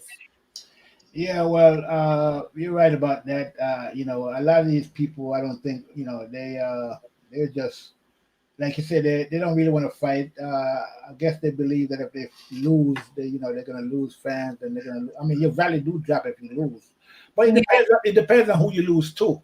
Okay. Yeah, that's what it does depend on who you lose to. Well, it also depends on how you lose too, man. It also depends on how you lose, because you can lose to in a way that, like we're saying, Charles Martin lost to Kownacki. That wasn't a bad loss. No, it wasn't. Just, it looked like he was about to knock Adam Kownacki's ass out, but he just didn't have enough time, and he started too late. Yeah, they looked both tired at that last round that I just witnessed. Yeah, it depends. It's not who, it's always how as well. Yeah, I get it. Who's that tapping in? Ring Magazine, is that you? That's D. I know this is D. Yeah, that's me. Hey, how you doing? How you doing, sis? Kurt DeVille, how you doing, bro? Appreciate you having me on. Welcome to the chat, D. Welcome to the chat. Appreciate you, bro. Yeah, so what y'all rapping about tonight? Man, you said you wouldn't pay to watch a Wilder fight. I just saw your comment. No, I said I wouldn't pay to watch him fight unless it was Dillian White, Usyk, Alexander Povetkin, or Ruiz. Okay, that makes sense. So what do you think about him fighting this Martin geezer? Something I'll catch on YouTube. I have no interest in it because, see, here's the thing. Like, all right, I always tell people not to be so dismissive of Wilder, right? Because, all right, let's contemplate this here. If we're gonna say that Fury is arguably the #1 heavyweight, right? I know people always try to jump on Wilder's resume, but I mean, let's be honest. Three guys probably have good resumes, and then the rest of them are shaky, and that's all through the heavyweight division. And the three guys I'm talking about basically is Anthony Joshua, Povetkin, and Dillian White, because Fury's resume is you know what I mean? But Dillian White's is good. And so those three guys are the only guys that really have like solid resumes. So if you think about it, Wilder's really only lost to arguably the best heavyweight. So I can't really be so dismissive of him, and I don't want to see him fight trash, bro. Like if you're that interested in fighting arguably the best heavyweight again, then you can fight Ruiz, Povetkin, Dillian White. I don't want to see him fight any more trash. We watched enough of that throughout his career. Exactly. Didn't Fury beat Klitschko? He beat Chisora when Chisora was actually a good fighter. He beat Joshua. So I mean, he got a pretty good. It's okay. But I'm a Fury fan, TBE. So like out of the heavyweights, I like Fury out of the three heavyweights. So, but I just think that Povetkin and Joshua and White, those guys are better resumes, of course. Yeah, they fought some solid competition. I mean, but Fury's beating the best guys, So like he's beating the reigning champions, and I think he'll beat Joshua. I think he's gonna surprise a lot of people. I don't see it. No, I see what you're saying, D. I see exactly what you're saying. You're saying this. You're saying like, well, everyone's talking shit about Wilder's resume, but to be fair, there's a lot of people like Wilder in the heavyweight division with shaky resumes, including Tyson Fury. Counterpunch. Facts, man. And I'm a Fury fan, so like I advocate for Fury. So you just got to be honest about this stuff, man. Like we can't put so much weight into it. If we had like 6 or 7 heavyweights and they all had solid resumes, and then you had Wilder that had all of those knockouts, then he got okay. Then we would be talking something different. But has a dominating resume? I mean, it's not even the level of competition that's around. Is not even there for someone's resume to be but so stacked. So when you look at Wilder and what he's done, I mean, even like with Luis Ortiz. So let's just take him because Wilder fans always love to run to this guy, right? But even if you take Luis Ortiz, and he's aging, but look at the guys around the division. He could beat a lot of those guys. I mean, they could beat him, Right. but he could damn sure beat those guys. So I don't know, man. I just can't take but so much away from Wilder because he lost to my guy. Because when I look at it, like, if I take too much away from Wilder, then what am I saying about Fury? Like, I think he's the best. Fury's resume Well, is this guy rubbish. just lost to the best guy. You know what I mean? Fury's resume is rubbish, Cody. I know you like it. I know you like him, and I'm not taking away, you know, that the guy's a great boxer, but his resume is rubbish as well. So, like, Yeah, well, that's not what they're saying, Shan. His resume is not all that impressive. Yeah, it's rubbish. It is. It's Well, what it is just like, look, my Tyson Fury's a one-hit wonder, but twice. Right. I like that, Kurt. I like that. You know what I mean? Like, he's one of those guys. He's like a Keanu Reeves. He might make 2 or 3 shitty movies, then he'll make a good one. Yeah. Right. So what you saying? You know what, Kurt? You know what, Kurt? If he pulls off the trilogy, though, right? You would just have to say, "Damn, this guy was just that." You got to good. take your hat off to the Gypsy King. You got to. And I would look forward to him singing shit like fucking Aerosmith and shit. You know, after he beat Anthony Joshua, you know. And I miss you, baby, and I don't want to be late. I'll be devastated. Get prepared for a concert. Get prepared for a concert because it's coming. No. I know a lot of people like, you know, it's Joshua or it's Fury, but man, it's like a win-win for the UK because they're gonna have the 4-belt undisputed champion. Right. They're gonna have it like no matter which one of those guys win, it's gonna be a UK champion. Exactamente. Yeah, so, you know, I don't know. Well, I mean, I would think that you know, looking at the way these guys fight, Fury and Joshua, I would think that Fury is probably the naturally, you know, smoother boxer. More gifted. But I wouldn't write Joshua off, even though I think that Fury is naturally the better boxer. But I think that Joshua is the better fighter. Okay. Yeah.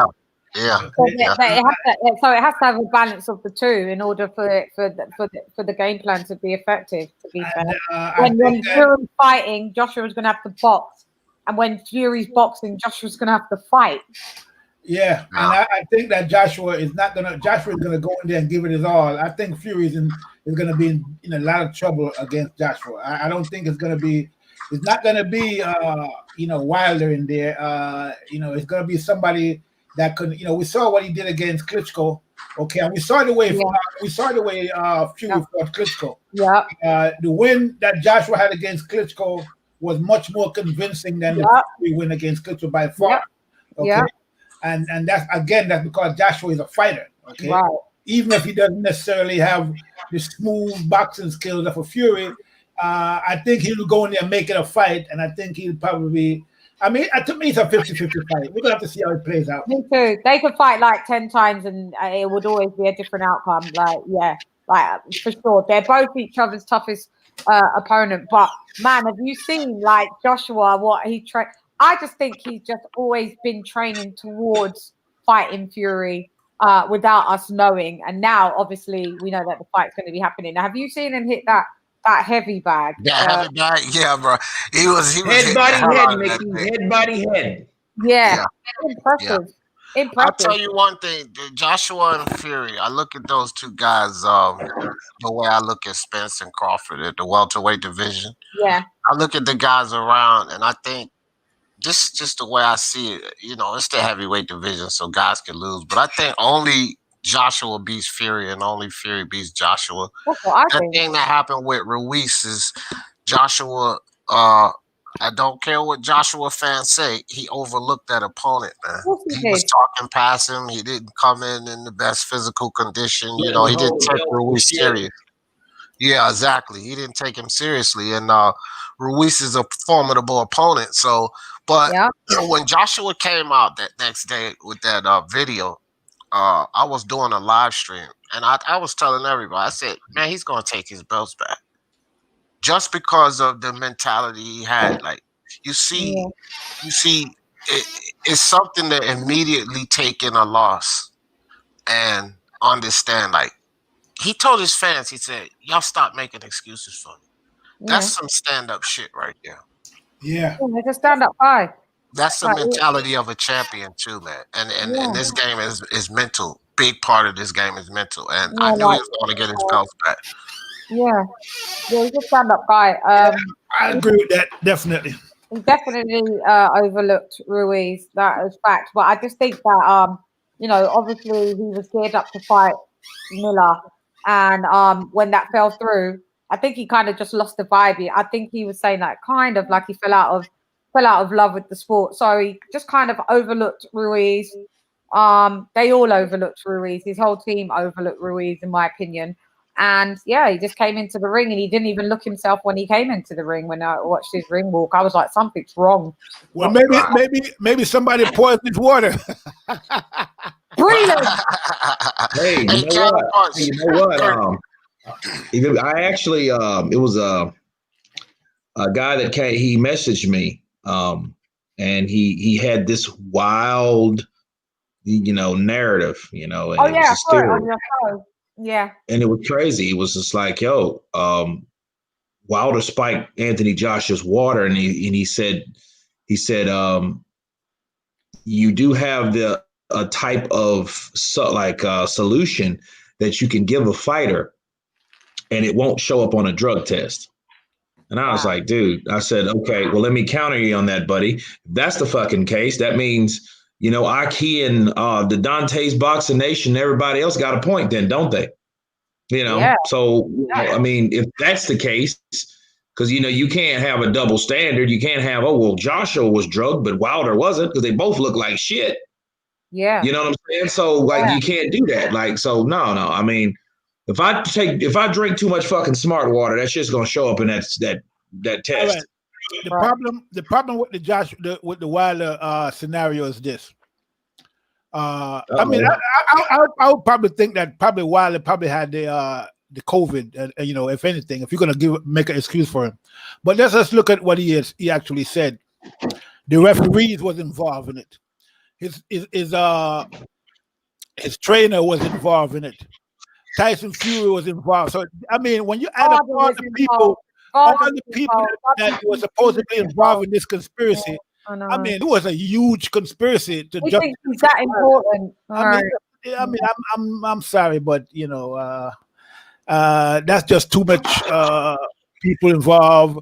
Too much money to pay all these people to part of this conspiracy, including his own current manager, Jay Diaz, who was the guy overseeing the glove situation.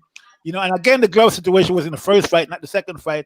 So, I mean, it's just too many excuses. I mean, you can look at the difference between how Wilder took his loss to how Joshua took his loss. Okay. And that's the difference between a championship mentality and the mentality of a loser. Okay. And, I think that even if a Wilder believes, that there was some kind of cheating going on. If he would have said, okay, the best, what he did say, the best man won right after the fight. But at the beginning, if you just went on ahead, took the second fight, went in there and really, did like Joshua did and, and proved himself, that would have been much better than all of, wild conspiracy theories that he's been, he's buying into from these LDBC guys out there pushing these narratives, and it'd have came out much better for him. But then again, we see that he's supposedly getting $32 million for not doing anything. So that's bad either. That's a pretty good payout not to fight. Yeah. Okay. Well, hold on. Sorry. No. But let me stop you there. We don't know about that $32 fucking million. So I'm not even gonna. We need something. Yeah, we don't know about that. I'm not saying. I'm glad you said that, Kurt, because I didn't mean to cut you off, TBE. I'm glad you said that, fam, because that's how it happens. Like, you get one of these little videos or reports and people run wild with it. I've been checking into that. The first time I heard of it, I started checking it, and I can't find anything that validates that yet. I cannot find anything to validate that yet. So I'm not going around with this whole Wilder getting paid. But guys, I was just fussing with one of these silly Wilder fans the other day, right? And I asked them this simply. I said, Alejandro Jimenez and Franchon Cruz, right? Okay, so Franchon Cruz and her team said that Alejandro Jimenez cheated, whatever. They presented their case. She got her belt back. Alejandro got fined and suspended. If Wilder and them have all of this proof, what's with the song and dance, man?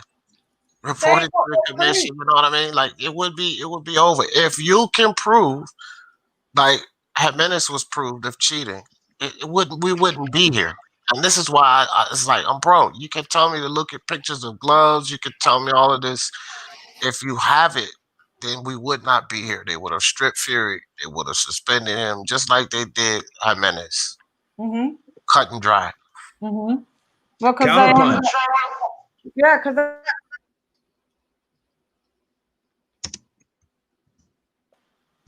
and they're saying it happened from the first fight. So why did you do the second? Please. You know that you know that shit's that's reaching to no end. That's reaching with what's the cat from Fantastic Four that can stretch his arms? That's what they're doing. Watch it back. Mr. Reed, Professor Reed, Richard Reed Richards. There you go. And here's the thing, though. This is Wilder, and then you hit on something, D. You hit on something that made a lot of sense. If Wilder would have, it's all about character at the end of the day. Because if he was more like Miguel Cotto, you guys know what happened to Miguel Cotto. Yeah. Everybody knows what happened to Miguel Cotto. Where they at the end of the fight, and the dad was like, the geezer was like, I could feel the knuckles. No, not the one that got exposed. No. That's Jose. That's Louis Resto. Shit. No, I'm talking about. Cotto that fought Mayweather. That Cotto. Yeah, that one. But before that one, he was cheated badly against a guy named Antonio Margarito. Yeah. But see, here's the difference. Okay, Cotto didn't say, "Hey, I got cheated. This guy cheated me. This, that." No, he kept quiet. He took his loss, right? And he continued his career, right? Mm-hmm. Now, what ended up happening? Margarito ends up getting popped, trying to do the same shit. Why? Because he thought he could get away with it. Right. See, like I tell all these fucking morons that's supposed to be Wilder fans, right. If you guys are making all these videos, you're just making it to make money, because if you really wanted to catch Tyson Fury, that's the last thing you want to promote. Hey, yeah, Tyson Fury's cheating, guys. He's cheating. He's putting shit in his gloves. He's doing that. Watch out for him. Ain't going to be able to take this. Look, why would you want to even let that information out? Because the element of surprise is the best thing you could do. Yeah, they've been letting See, had Cotto that same bullshit excuse route or whatever, first of all, people would have been looking at Cotto stupid, because then he couldn't prove it anyhow. But they would have never caught Margarito, because by that time, Margarito's team would have been spooked. They'd have been like, oh, fuck. Antonio Margarito, pero, hey, no puedo usar tu madre. Lo siento, pero no. You know, they'll be saying that shit. And then what they'll do, they'll never heard them or saw them or caught them in the act. These guys really cared about that. You know what I mean? These guys really cared about that. They wouldn't have done that. Go ahead, lady. Hey, Kurt, let me ask you. Oh, go ahead, lady Sharon. Go ahead. No. Go. You go. Let me ask you a question, bro. Is this are we strictly talking about the Wilder situation, or is it just open boxing talk? Talking about everything under the sun. This is Counterpunch Boxing News Talk. All right, So brother. So, do you think that this whole thing? I just feel like this whole Ryan Garcia situation. He's on like a super clout chase run, and look, I'm gonna tell you why I say this. Like, let's start from the whole Devin Haney. You know, him beating Luke Campbell, and then getting out there calling out Tank. And I mean, if we can figure out just as fans that first and foremost, PBC 9 times out of 10 is not going to work with Oscar. Floyd Mayweather is Nope. not going to put Tank in any type of fight where he'll face adversity. Nope. Oscar sending an offer over there to Floyd when Ellaby already told the world, you don't send us shit. We make the offers. It seems like it was just all a big clout chase. And then let's take it further. You're talking about fighting Manny Pacquiao down on the road. You're talking about retiring in 5 or 6 years and doing MMA. But let me tell you the idiocy in that. Those guys don't make no money. You don't go downhill. You don't retire and go to a more difficult sport to make less money.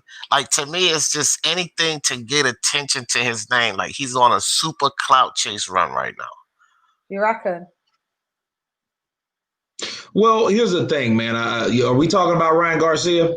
Yeah, that's what he's talking about. Yes, sir. Ryan, yes, sir. You are right. Them UFC boys will break his fucking back. I'm talking spinal. Okay. Yeah, spinal. They will break his back over there. He don't need to be going over there because they'll do it for fun. They will not play with Ryan Garcia. I don't care how fast your hands are. Because once a person realizes, yo, I can't, this dude got hands like Tyron Woodley, we're going to take him to the ground and break his legs. Yeah. That's all. Spinal. Kick that lead leg from under him, and he has nothing, bro. He kicked that lead leg from under, and the way he keeps his head up there, those head kicks are deadly for a guy like that, bro. Yeah, he'll get hurt over there. But understand, Ryan Garcia is no idiot. He's doing that for the UFC because he knows where the UFC is going. In the next 10 years, UFC will be 95% in the USA and only probably 5 in boxing. Really? Yep. Okay. Yeah. Yep. It's growing. It's a growing sport. People are not stupid. That's why people are doing MMA, UFC. You know, I mean, it's one of those things. It's just one of those things at the end of the day. As well. Yeah, I get it. I don't know. Ryan Garcia, he's a young kid, isn't it? So he's a kid of this social media age. Remember, D, did we not do a show talking about this? Yeah, we did. We did. Yeah, we did, didn't we? And you know, he's just the prototype of where an offshoot of where boxing's gonna go, where it's gonna be leveraged via your social media followers. And everyone's in agreement that he won't be fighting Tank next, but he's saying that he will. I've been watching a lot of stuff, and he's saying that his team are trying to put it into place. But I was watching him on Sean Porter's podcast, and he was saying, "Yo, it's gonna happen." But Sean Porter was like, "I don't know, don't know about that. I don't know if Floyd's gonna put his number one man in there to possibly get beat. Not that I think that Garcia beats Tank. I can see why they would both beat each other, though. Absolutely not. Absolutely not. Tank Davis will not be involved in anybody talking about nobody with a title.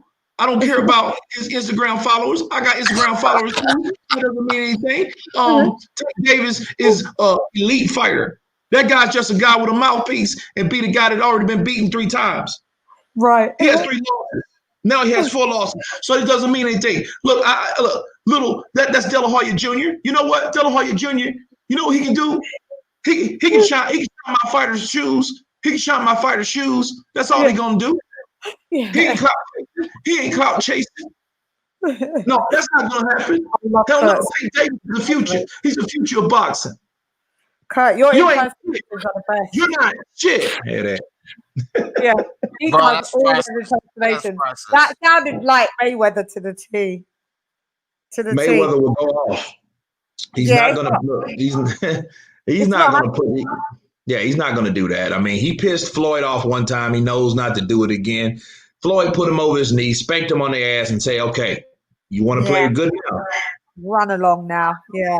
Hey man, I'm telling you that whole Floyd is a lot smarter than people think, and that whole Devin Haney situation, Floyd intentionally did all that to put fire under Tank's ass, and it worked, man.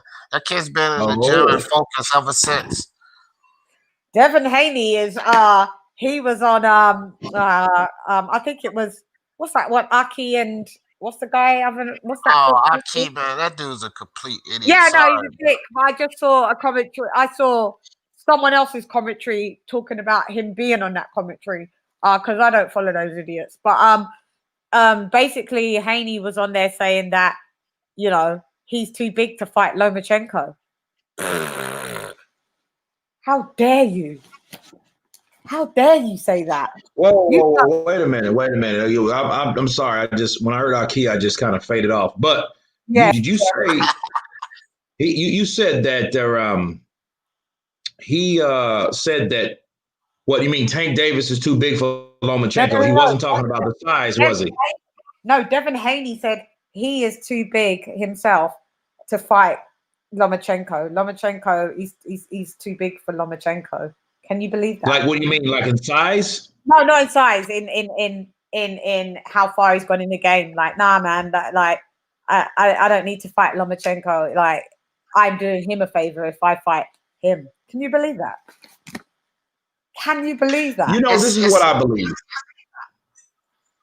I believe this. I believe them young cats down there at 135.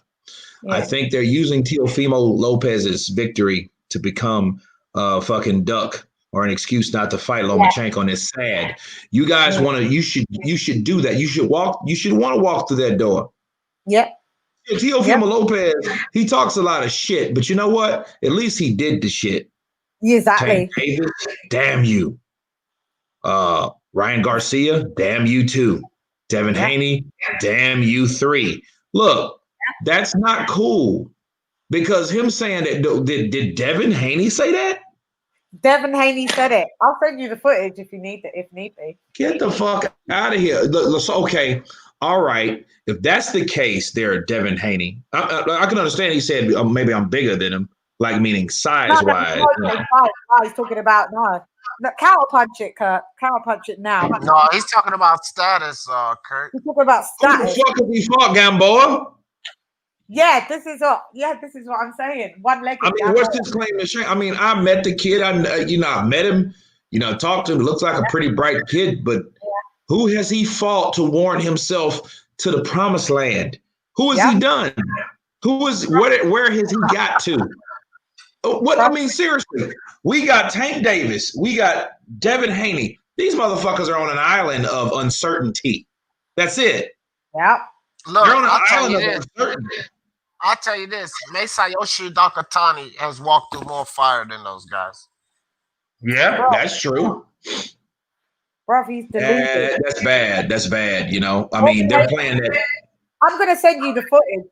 I'm gonna send you could check it out. Like it is this. I think Bruce Vane taught it. Here it is. Devin Haney falls flat on his face. Shake my damn head. I'm gonna send you it. I'm gonna send it to you in the DM, and you can check it out. It's Bruce Vane's commentary because, like I said, I don't fuck with those idiots, Aki and that. Bruce Vane come up on my shit. You know, one thing about Bruce Vane is he's like it's like a roller coaster. I don't advocate for Bruce, but sometimes he's actually spot on, and sometimes he's outside of the stratosphere.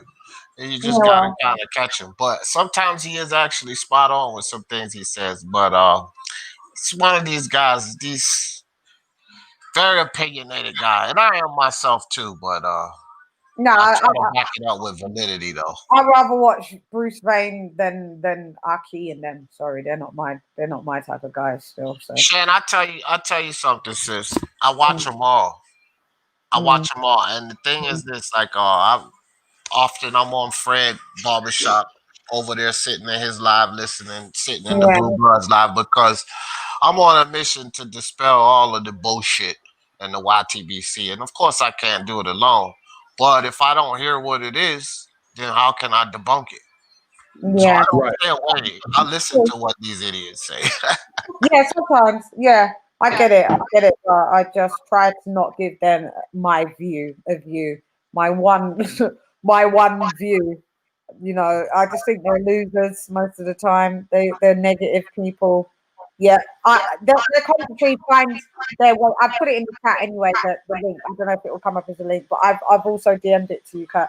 Like their commentary comes to me anyway via other people that watch their other commentators that watch their commentary and do commentaries about it. So that's the only reason why I saw this, because I don't watch Aki, but Bruce Vane saw it and debunked it and shut it down. I couldn't believe that he's got the footage of Devin Haney actually saying it. It's just unbelievable. Just unbelievable.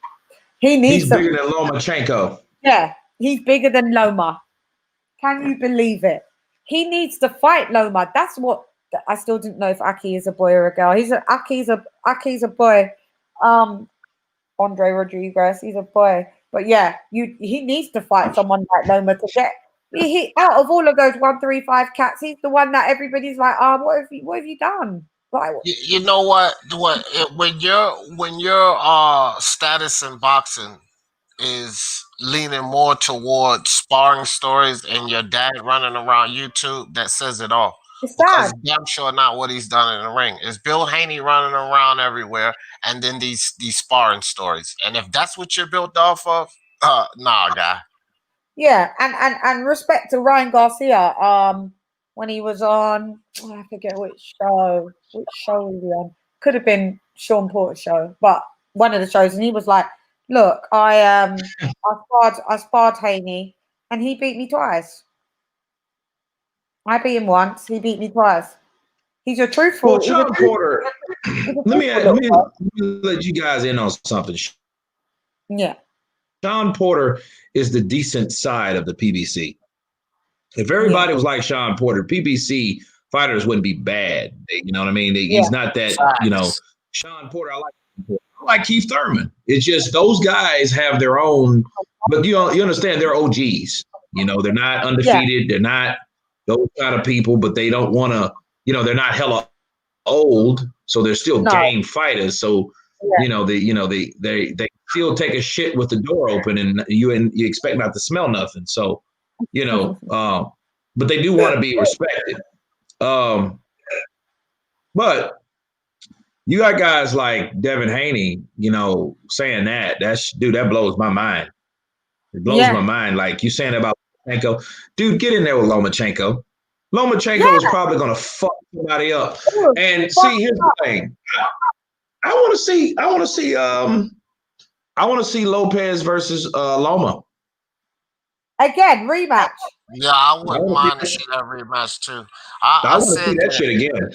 Yeah, I said if he didn't, his last two fights, I felt like, if the Cambosis Jr. and all of this money situation, if that wasn't going down, his last two fights should be Haney and Lomachenko, and then moving up to 140.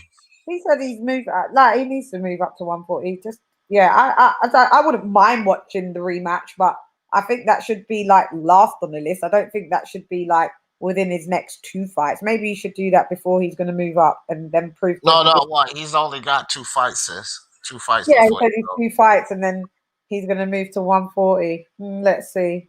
Talk is cheap. The 140 category is boring anyway. Yeah, it ain't shit up there, really, honestly. I like Regis Prograis.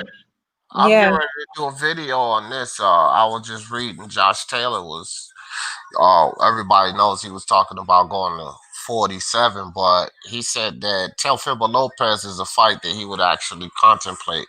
And then he took a shot at Teofimo. He said the kid's exploding with confidence. He's going to have to knock him back down to size. Really? Yeah, Josh is he's a mean dude though, man. Yeah. He's a bad boy. So that's a hell of a fight for Teofimo. That's a tall hill to climb, but Well, then we'll really see what Teofimo's made out. But I mean, they're all going to be the future welterweights at the end of the day, aren't they? Maybe bar Tank, but Tank could. Yeah. No. Would Tank be 147? Not really, but maybe just 140. Tank won't go past 135.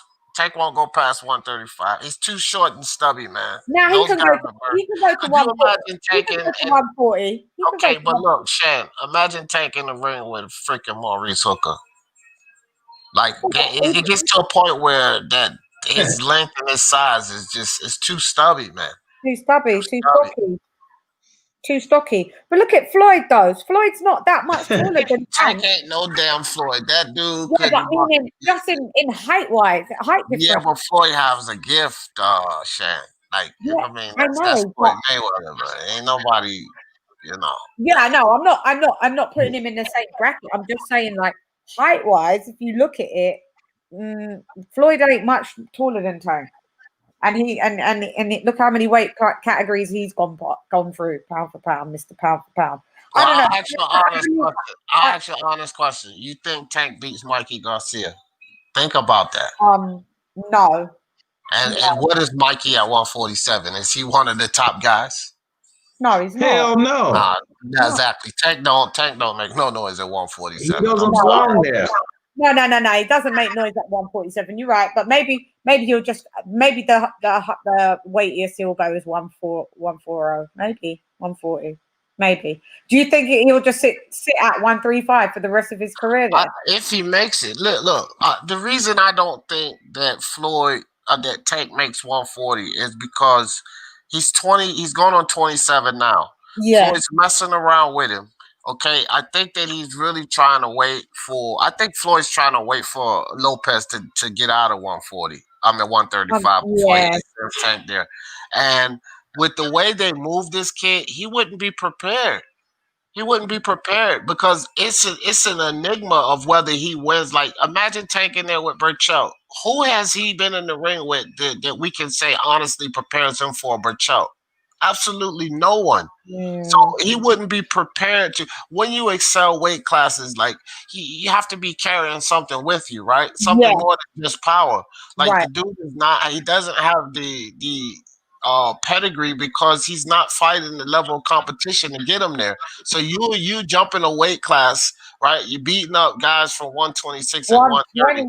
A minute, He's talking 140. That's 2 weight classes up. He won't be prepared. The first guy he get in there with some decent. Look, like Regis Prograis will beat the hell out of Tank. Right. He'll beat the hell out of him. Yeah, because he's only picking on guys. The only guys that he's beating are guys that are from Feather. Jose Cepeda, I think Jose And beyond. Yeah, it's wild. That's true. I'm just trying to give him some. Tank's always beating up the little guys. Let's have it right, and then the strategy maybe wait until Teofimo goes to 140, and then Floyd unleashes his little pit bull. But like you said, we always think that Tank is a lot younger than what he is.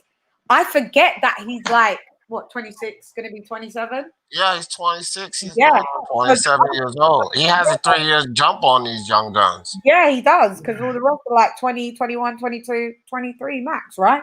So what are you thinking about? Dean, you was the one that you put me onto Shakur. What do you think? Shakur will be hitting 135 anytime soon? Because what is he 130, right? Yeah, I think he probably got like 3 fights at 130. Shakur just dropped the bomb. He's like, damn the weight, man. And I kind of like the move about Shakur, implementing his belt status to get up in there. Look, forget about all the waiting around. I like that attitude. I mean, look, Jamel Aaron, you my boy and all, but dog, you 34, so drop the belt or let's get in the ring. I love it. Yeah. And do you think he's going to make noise at 135? Like, who would he give that? He would give those guys a run for their money? I think Shakur gives everybody hell. My only concern with Shakur is, he's got a few years to grow into some type of power, but because he's only 20. I think he lacks power, and that's my concern. And it may be that he doesn't really lack power. He just kind of doesn't plant his feet. He doesn't set his feet. I'm not sure yet, but I don't see a lot of power with him. Yeah, the fights that I've seen, I thought he was a right little power puncher there. He's got pop to his. Yeah, I've seen him knock some guys out, his opponents out. So I don't know how much power do you think he's got to have at 20? Well, I mean, at 35, he's gonna have to have a little something to deter some of these guys. This is why I think Lomachenko beats Haney, because you're talking about so they talk about Haney's boxing, right? Well, is he a better boxer than Lomachenko? No. No, he's a Does he have the what it takes to deter Lomachenko, to keep him honest, to keep him off of him? And I don't think he does. No. I don't think Devin Haney punches through a wet pumpkin. Yeah, look, So, Devin I Haney. mean, I don't know. And wet pumpkin. Devin Haney, out of all of them, is technically the best boxer. He's your boxer's boxer, but he's mad boring to watch, and he hasn't got explosive power because he's technically savvy like that. But I mean, him beating Lomachenko, no way, no way. And the reason why Teofimo beat Lomachenko because he imposed his size on him, but it still wasn't an easy fight for him to win. That's why people want the rematch. I get it. I think Shakur's the better boxer than all of them. I think Shakur's the most talented. No, what? Technically better than Haney, Shakur. D. What do you think about that, Kurt? Shakur or Haney? Haney, as a boxer. Well, you know what? I've seen them spar before. I've seen them spar. I've seen them spar. It was very competitive. I think Haney's bigger than Shakur, naturally. Yeah, he's taller. They're both very talented. And, I seen that they both, like, if Shakur was more talented than Haney, I seen Haney rise to the opposition. Because I remember seeing it and I was very impressed. It was almost like two guys that were very good, and none of them wanted to see or show themselves inferior of the other guy. So that being said, it would be a very good fight. I look at Devin Haney. Well, I don't even know about now. I heard that shit he said, but I said it, you know what I mean? Because you just don't look. I looked at Devin Haney as like a Sugar Shane Mosley. Yeah. But nobody beat Sugar Shane Mosley at 135. Right. No fucking body. Nobody, not even Loma. Not even Loma. Yeah. Because see, Sugar Shane had the power at that. Look, his power carried to 147 and 154. Yeah. He was the guy that stopped Antonio Margarito. Oh, I'm sorry, Antonio Margarito. Yeah. Yeah. What do you think? Eddie Hearn is a freaking issue, man. I was just thinking, okay, with this Andre situation, because I just dropped a video on Demetrius Andre, just kind of blaming him for some of the stuff. Why do you guys call him Andre? It's Andrade. Well, I'll get on him in a second, but with Eddie Hearn, now he's coming out talking about the Billy Joe Saunders Canelo. When you got your guy right here, Demetrius Andre, who hadn't done anything. Like, is it me or should he be pushing that fight? That's the fight he should be pushing. You're talking about Canelo and Cinco de Mayo, and Andre had nothing in front of him right now. Like, what the hell are we doing here? And this is why I blame a lot of these promoters. A lot of the fans want to blame this guy, want to blame this fighter, that fighter. But we need to look at this situation. I mean, look at it seriously, man. Because Eddie Hearns has his hands in on the zone business. And he's sitting here, he's going balls deep, trying to get this Canelo BJS situation. I know. And you hear these two jaw-jacking at each other. Eddie Hearn, what are you doing? Why don't you make this fight with Demetrius Andre happen now? Now. Well, Andrade and BJS, right? Yeah, yeah. But that's what I said. I said that in a commentary, maybe 2 months ago, and everyone was like, don't know. But I am not a Billy Joe Saunders fan in any way, shape, or form. I know that he's a good fighter, but to put him in the same breath as Saul Canelo, I'm just not understanding it. Like, my mind is fucking blown. Well, he has a belt, so I mean, he's like I said, I don't give a fuck that he's got a belt, mate. Like, Yeah. I mean, he's just in the path, though, sis. You know what I mean? He's got like Canelo's got to go through him to clean out the division. But I'm just True. like Demetrius Andre, man. It's just like, what are they doing? What are they doing? And Demetrius Andre too. He in himself. Okay, so Naoya Inoue, Terrence Crawford, Alexander Usyk. They all utilize the WBO exclusion to go up and immediately get the fight. What are you waiting on, Demetrius Andre? Like, fuck Hearn and everything else. Exercise your WBO exclusion and demand that you move in front of everybody. Now, Canelo can stop that. No mandatory can stop that. You got to fight right there. And that leads you right into the path of Canelo because he wants that belt. What's the holdup? I think what was the hold up on that though? Money's the hold up. Yeah. Comfort. There you go, Kurt. There you go. Look, listen. I'm like, you know who Demetrius Andrade. You know who he is? He is the representation of a person that chose to pick a contract over someone like Michael Hunter. The only difference between him and Michael Hunter didn't take and accept the fight or the offer from Eddie Hearn. That's why Eddie Hearn dropped him from Matchroom. It's not enough demand. It's too much shit going on over there. That's it. Yeah. Andrade, he had his shot. It's not necessarily his fault though, because remember he should have fought Billy Joe Saunders, that nasal drip spray shit. You know, that guy. Look, that fight. And you have to understand it leaves a bad taste in your mouth. Too, because he could have took the mandatory fight for Demetrius Andre that next year after the nasal drip nonsense, and he didn't take that either. But Demetrius Andre, you know, he messed up somewhat in the beginning too, Kurt. And you know, the whole Rock Nation situation, I mean, that's business, but he made a bad decision with that and pulled out of the Jermell Charlo fight. And then he didn't fight Korobov when he could have done that, or the Reverenchenko. So those are three opportunities of names that he could have had. Yeah, I'm not sure if he would have beat the Reverenchenko back then, but even still, you got to take these fights, man. You can't sit around and not take these fights. I mean, this guy is a man who has never. I was talking to Triple C the other night, and he made a good point. Demetrius Andre has never heard and knew because he's never beaten a champion to take his belt. He's getting these vacant belts and he's not even defending them well. And then you start talking about who you should fight. And bro, you have no stock in you. You couldn't sell sight to a blind man. So like, come on, bro. What's up? Oh shit.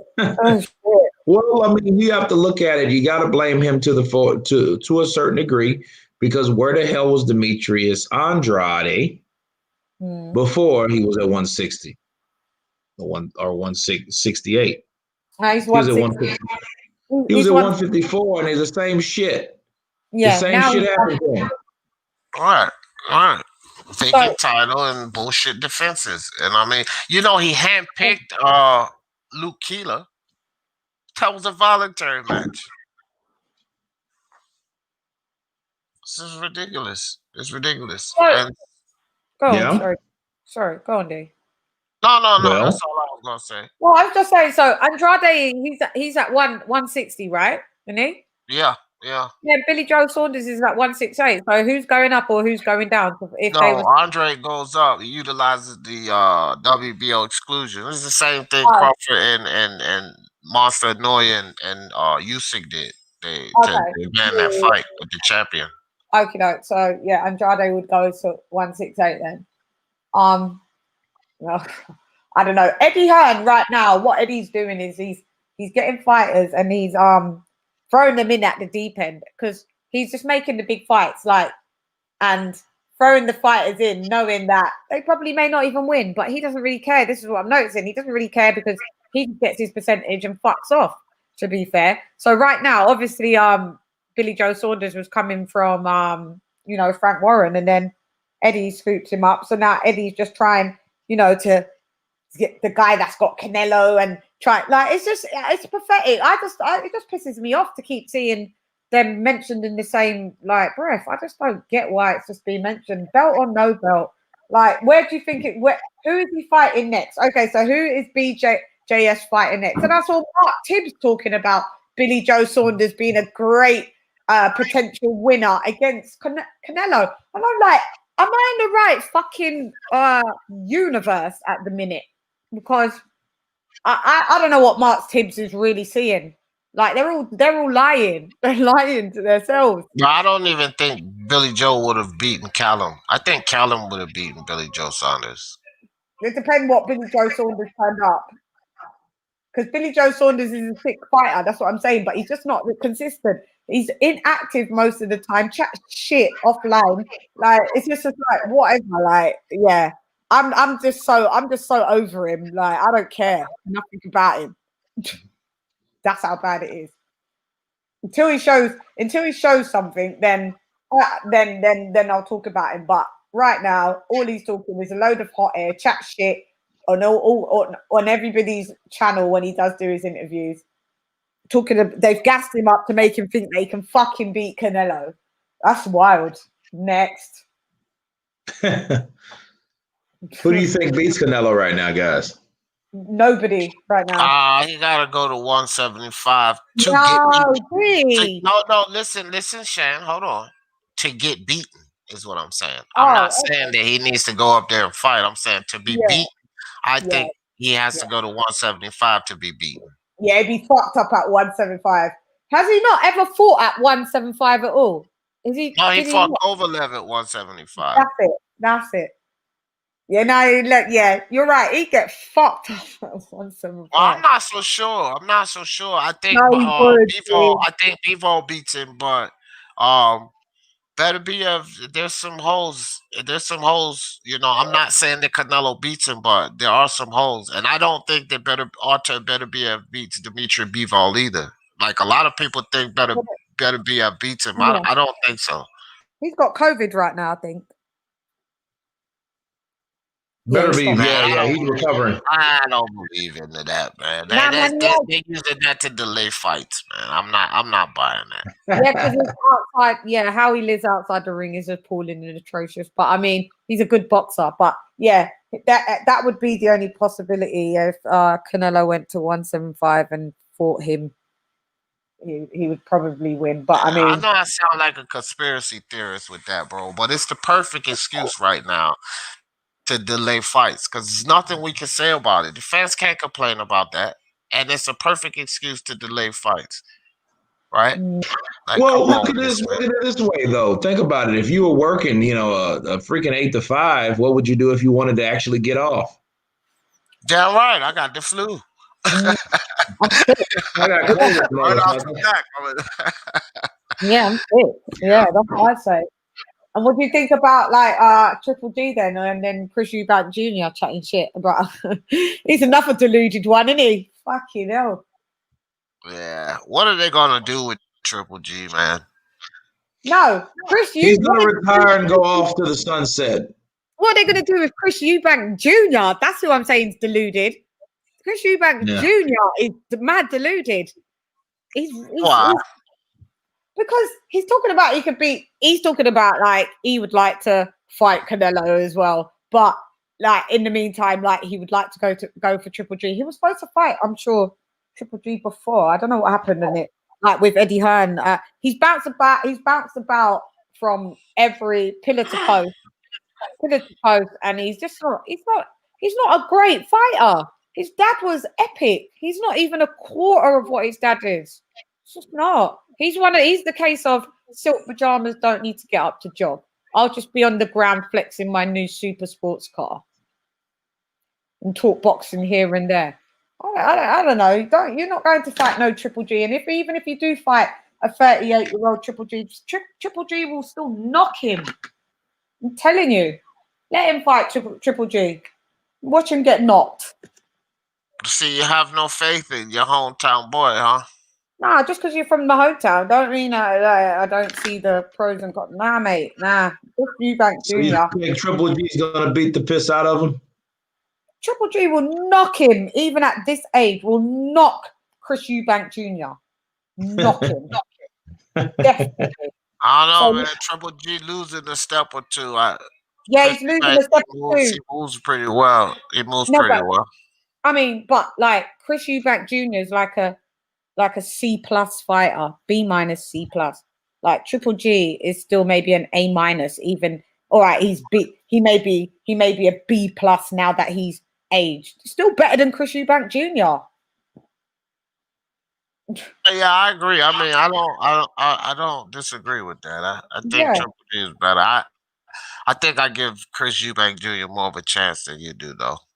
yeah. You know me, cutthroat. Yeah. Where do you put him with Canelo? Chris Eubank and Canelo, because he tried to mention that as well. Tune up. Huh? Tune up. Oh, for Canelo, it's a tune-up. Yeah, it's a tune up. Yeah. Stay busy, fight. Stay busy, fight. Yeah, because the Sauerlands are like they're totally gassing. They're totally gassing like the signing up. Like, yeah, he's come to revive 160. He's a possible contender for Canelo, Triple G. I'm just like, oh mate, another delusion, set of delusions. You know what? Chris Eubank Jr., he want to prove something. Go fight the Coke sniffer. And whoever comes out the winner of that fight, that'll give them a little more validity. Who's the coach sniffer? David Benavidez. He don't know how to keep a championship belt. I mean, he gets a belt and lose it to cocaine, and then he gets another belt and lose it to being fat, not making the scale. So he don't know how to keep a championship belt. No, he doesn't. Yeah, that's what I'm saying. How he is outside the ring is what fucking fucks him up, unfortunately. But him fight, no, I don't know. But do you still would, if they did get in the ring together, him and Eubanks Jr., who would you call the fight? Who would win that? I give that to Benavidez. I mean, Benavidez is undisciplined, but the kid's got talent. And, yeah, he beat him really fast hands too. Really fast hands. He beat him on coke, on or off coke. Well, that gives you a little power. So I think that should be a violation. yeah, it is. But yeah, I just don't have any faith in Chris Eubank Jr. What 31. Bounced around. He was in Vegas, like, you know, it was PBC. And then, look, he's done nothing. He's been inactive. You know, if you go on Boxrec, it says he's active and inactive. Damn. When I saw that, I was dying. Active and inactive. That means so you guys think that Roy Jones Jr. did him no justice whatsoever? This is what I'm trying to figure out. I don't understand. Him moving this move back to England, is he still going to have Roy Jones Jr. training him? Because I don't know. Maybe we're going to see him fight if he's improved or whatever. I don't know. But I don't know. Roy's knee deep into this kid, Michael Williams Jr. So if Chris Eubanks ain't serious, I don't know how much of Roy's time he's going to be taking up because Roy Jones has been really, into this kid, Michael Williams Jr. That's a good looking kid, bro. I've always thought that Roy Jones, when you listen to him break down fights, I always used to say, man, I wonder why he never got into training. And I want to see how this turns out with Michael Williams Jr. because this kid is tall. Okay. He's 7 foot tall. He's got not 7 foot, 6. He's 6'3". I'm sorry, man. He's 6'3", but he has a 74-inch reach, fam. And this kid's got a lot of talent. And now he's working with Roy Jones. They came on my channel, he and his father, Michael Williams Jr. And I think he was calling out Devin Haney. But of course, they weren't going to entertain that because the kid don't have a name right now. Yeah, interesting. I'm gonna have to check that out. Fucking hell, 6'3". So what weight category is he fighting in? He's 140 and 135. Imagine that with that kind of height and reach. No doubt. Oh my God, is that what? Why is he naturally small? Just young. No, he's just young. He's growing, and he's fighting down there while he has the time. It's a lot of guys do that. Teofimo's too big for 135 right now. Yeah, no, but he's not really easy. Yeah, and I tell you who else was too big for his weight cat. Who fought Canelo the other day? Callum Smith. Oh yeah, he's huge. He should be at He needs to go to 168. 175. No, he needs to be 175. I mean, oh yeah, 175. I said 68. Mm. Yeah, Mm. yeah. I mean, but what does he do at 175? I think Nothing. He'll get I fucked think up. Joe Smith He'll better be be. fucked up. I think shit, Vosdick come back and beat up Callum Smith. Yeah, they all will. He'll be fucked up at 175, but like he's finished at 168 though, isn't it? So you really do have to either retire or go up. Those are the only options. Can't carry on fighting at 168. And he looked emaciated at 168 anyway. I said that in my commentary. Like, he looked mad, too thin for that shit. His frame, he's 6'3" himself. Hey, a friend of mine called me, right? He's in good with Mickey Ward, right? And he says, watch out for Campbell Hatton, man. Ricky Hatton's son. I'm gonna keep an eye on him. He said this He's is gonna be a fighting. monster. He's fighting a guy that I interviewed. Dillian White's signing Yusuf Kamari, so he's fighting him. So I'm interested to see that fight. They're on the White Povetkin undercard, so I'm interested to see that fight. Where to gauge if he's just been signed due to being Hatton's son, or White you know, Povetkin. Yeah.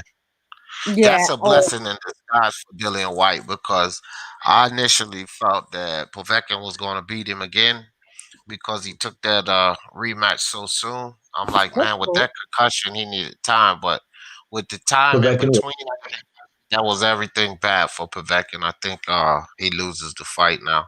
Dillian's had too much time in between.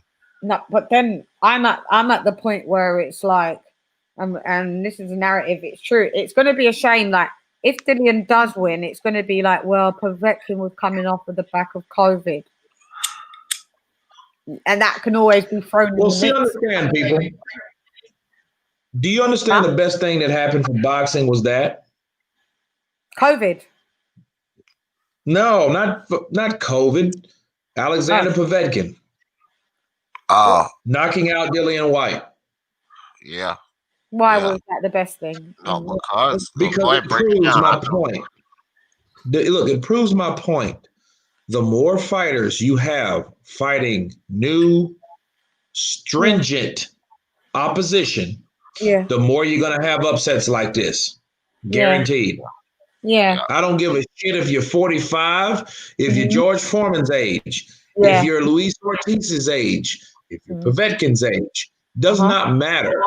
In the heavyweight division, if you're able, you're conditioned, and you're fit to fight, that's what could possibly happen. Yeah, and I called that shit. You did. Look, you did. Yeah. Dillian White is a good fighter. Take nothing away from Dillian White. Is he invincible? No. Is AJ invincible? No. Is Fury invincible? No.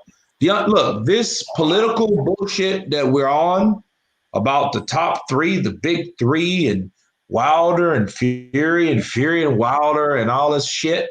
Look, let's start bringing new players to the game, and then we will see what we have. Who's who? Yeah. Because you did call and that. Who is who ain't always going to be who is who. I know. But you did. I remember you clearly saying, because I was watching the fight with you on your live, and I remember you saying something's gonna happen. This is not, and even before that, you was like, something. I've got a feeling this is not gonna go how we all think it's gonna go. Do you remember Kurt saying that? Yeah. And then Kurt said it, and then all of a sudden, bang, Dillian gets banged. I remember I was watching the live with Kurt and the rest of the counterpunchers. Yeah. Hey, the rest is history. So, yeah. You guys, who you guys got on February 20th? The Josh Kelly and David Avanesian fight. I'm interested to see Josh Kelly since he's the fighter from Scotland. He's a fucking madman. I'm interested to. I think Kelly. Yeah, they're fighting for that European title or something like that. I think it's an interesting fight, man. Josh Kelly. Yeah. If Josh Kelly wins that fight and Conor Ben wins his fight, they're supposed to fight in May, which that's the fight I want to see. Oh, Josh Kelly. Josh Kelly might, in my opinion, for Josh Kelly, it would fuck up Conor Ben. I ain't so sure, man. I ain't so Josh sure. Kelly But is- hey, I'm gonna call this out, Kurt. I'm gonna call this out while we on here. Next fight for these two guys, and I know we listening to all this rigmarole. Tank Davis, Gary Russell Jr., Demetrius Andre, Liam Smith. Watch it. Those are gonna be the next fights for them too. All of this talk and all that, and I think that the Liam Smith situation is it's another screwed up situation for Demetrius Andre. But I think that's gonna be the fight he ends up having, and I think it's gonna be all his fault again because he just said too. On that video I just did about him. Like why should he drop his belt? And I'm like, bro, because it's gonna take you nowhere. Charlo doesn't really want to fight you. GGG's not gonna fight you. You could fight Murata, but what do you do after that? If you just get rid of that belt now, what are you gonna do? They talking about a mandatory because Liam Smith is his mandatory. But again, if you exercise the WBO exclusion, forget about that mandatory. What are you gonna hang on to that belt for? PBC is not gonna work with the zone, so you're not gonna get the Charlo fight. GGG is not gonna fight anyone. No Charlo fight. Yeah. I mean, I'm telling you, he's going to fight Liam Smith because Eddie Hearn is talking about BJS and Canelo. And that's a money thing. The zone wants the money. They want to lock, they got Canelo locked into this Yildirim fight. And then so they probably worked a deal out. All right, Canelo, we give you Yildirim, we give you the title shot. Yeah. Boom. Canelo's locked in. He's going to try to push this Liam Smith fight on Demetrius Andre. I'm telling you, but a mandatory means nothing. Demetrius Andre can get in front of the Zone's plan and Eddie Hearn's plan simply because it's a sanctioned body move. It has nothing to do with them. They cannot stop it. So what is he? Super middle, or is he not middle? 154. I thought he was. Who's that? Andre's 160. No. No, Liam Smith. He's 60. Oh, I thought he was 154. He was. He was. He went up. He moved. He's up. Okay. Oh, okay. Yeah, he was knocked out by Canelo, and Canelo took that belt from him. Yeah. And he actually made 154, surprisingly. Then the Canelo weighed at 155. Pound more. Kurt, you think Maurice Hooker got a chance against Virgil Ortiz, bro? He does. He has a chance. He sure does. Chance to get his ass whooped. Yeah. I think he's going. I think Virgil. It just reminds me of the Jose Ramirez fight and that pressure. Then they're not the same fighter, Ramirez and Virgil Ortiz, but they offer that type of pressure, and Hooker did no good with that. He was no good with that kind of pressure, and Virgil Ortiz has a better range and height than Ramirez. So I think he's all wrong for Maurice Hooker. Someone just said in the comments that Grim Reaper, I don't know if you want to pull it up, Kurt. It says, I heard the WBO ordered Williams v. Andrade. So yeah, that's exactly right, and that's why I'm saying like Hearn's gonna push that, and again, like a mandatory means nothing. Demetrius Andre is trapping himself into the stratosphere of nothing by trying to hold on to that belt, because if you hold on to the belt, you have to satisfy the mandatory. Then that puts you out of the way for Canelo and BJS. So exercise your exclusion for BJS. Don't monkey wrench in their plan. So make it good for yourself, bro. Yeah. Oh, well, it's been interesting, lads. Do you know what time it is here in the good old UK? 5:30 a.m. Yeah. Wow. Yeah, and That's dedication. It's a new record. And I've been on panels since fucking in Clubhouse with Tunde and Spencer since 9 p.m. my time. And then just came on to do this for the last 4 hours. I did a 14-hour live on Christmas Day. All day, all night. I was on it. Yeah, I know. Yeah, you was there, sis. Yeah. I I was was on there all really, day, all night. People were yeah. leaving, and eating, and coming back, and we were I, still I, live.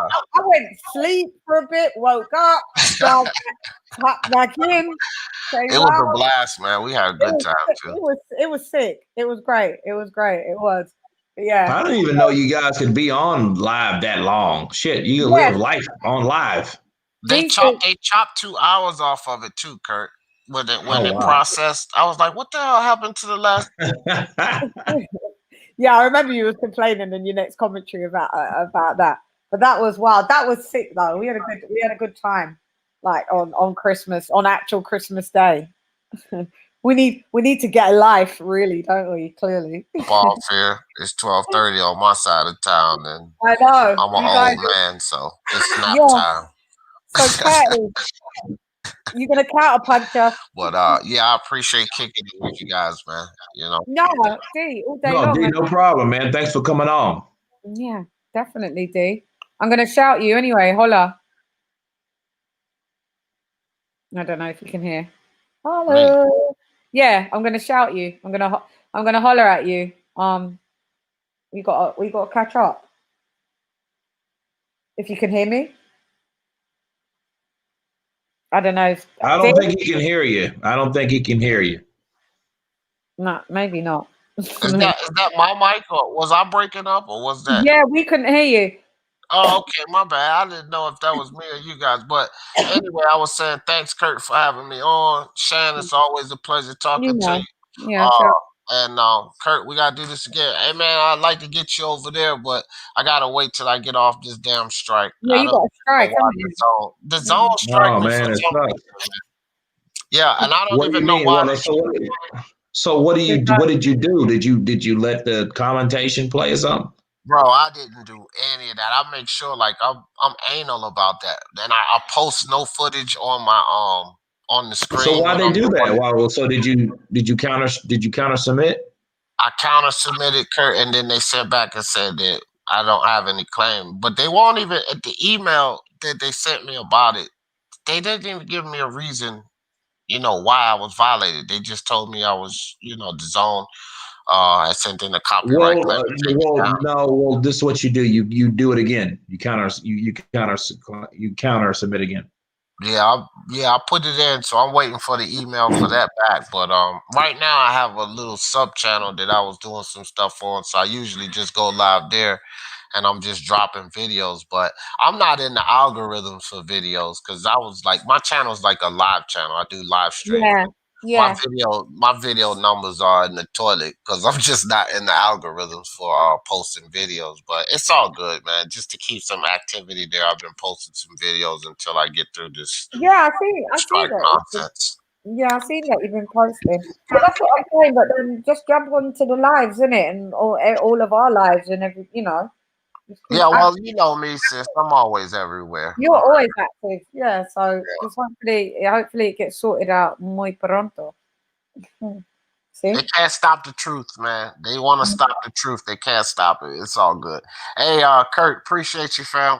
Everybody, y'all have a good night, man. See you later, D. Salute. All right. See you. Hey, man, you have the same. Lady Yeah. Sean, get you some sleep. Done dim season. I'm gonna wrap up over here. Hey, I appreciate everybody coming on the live chat. It's been experimental. You guys tell me what you think, how you like this live chat and more interactivity. What do you guys think? Let me know. Counter me, rate me, all that good stuff. You know what I mean? So, but live chat, I think it was very informative. I think that a lot of people worth on this here, and I hope everyone has a good night. We will reconvene tomorrow at some time. I'll let you guys know. And everybody has been counterpunched. Peace.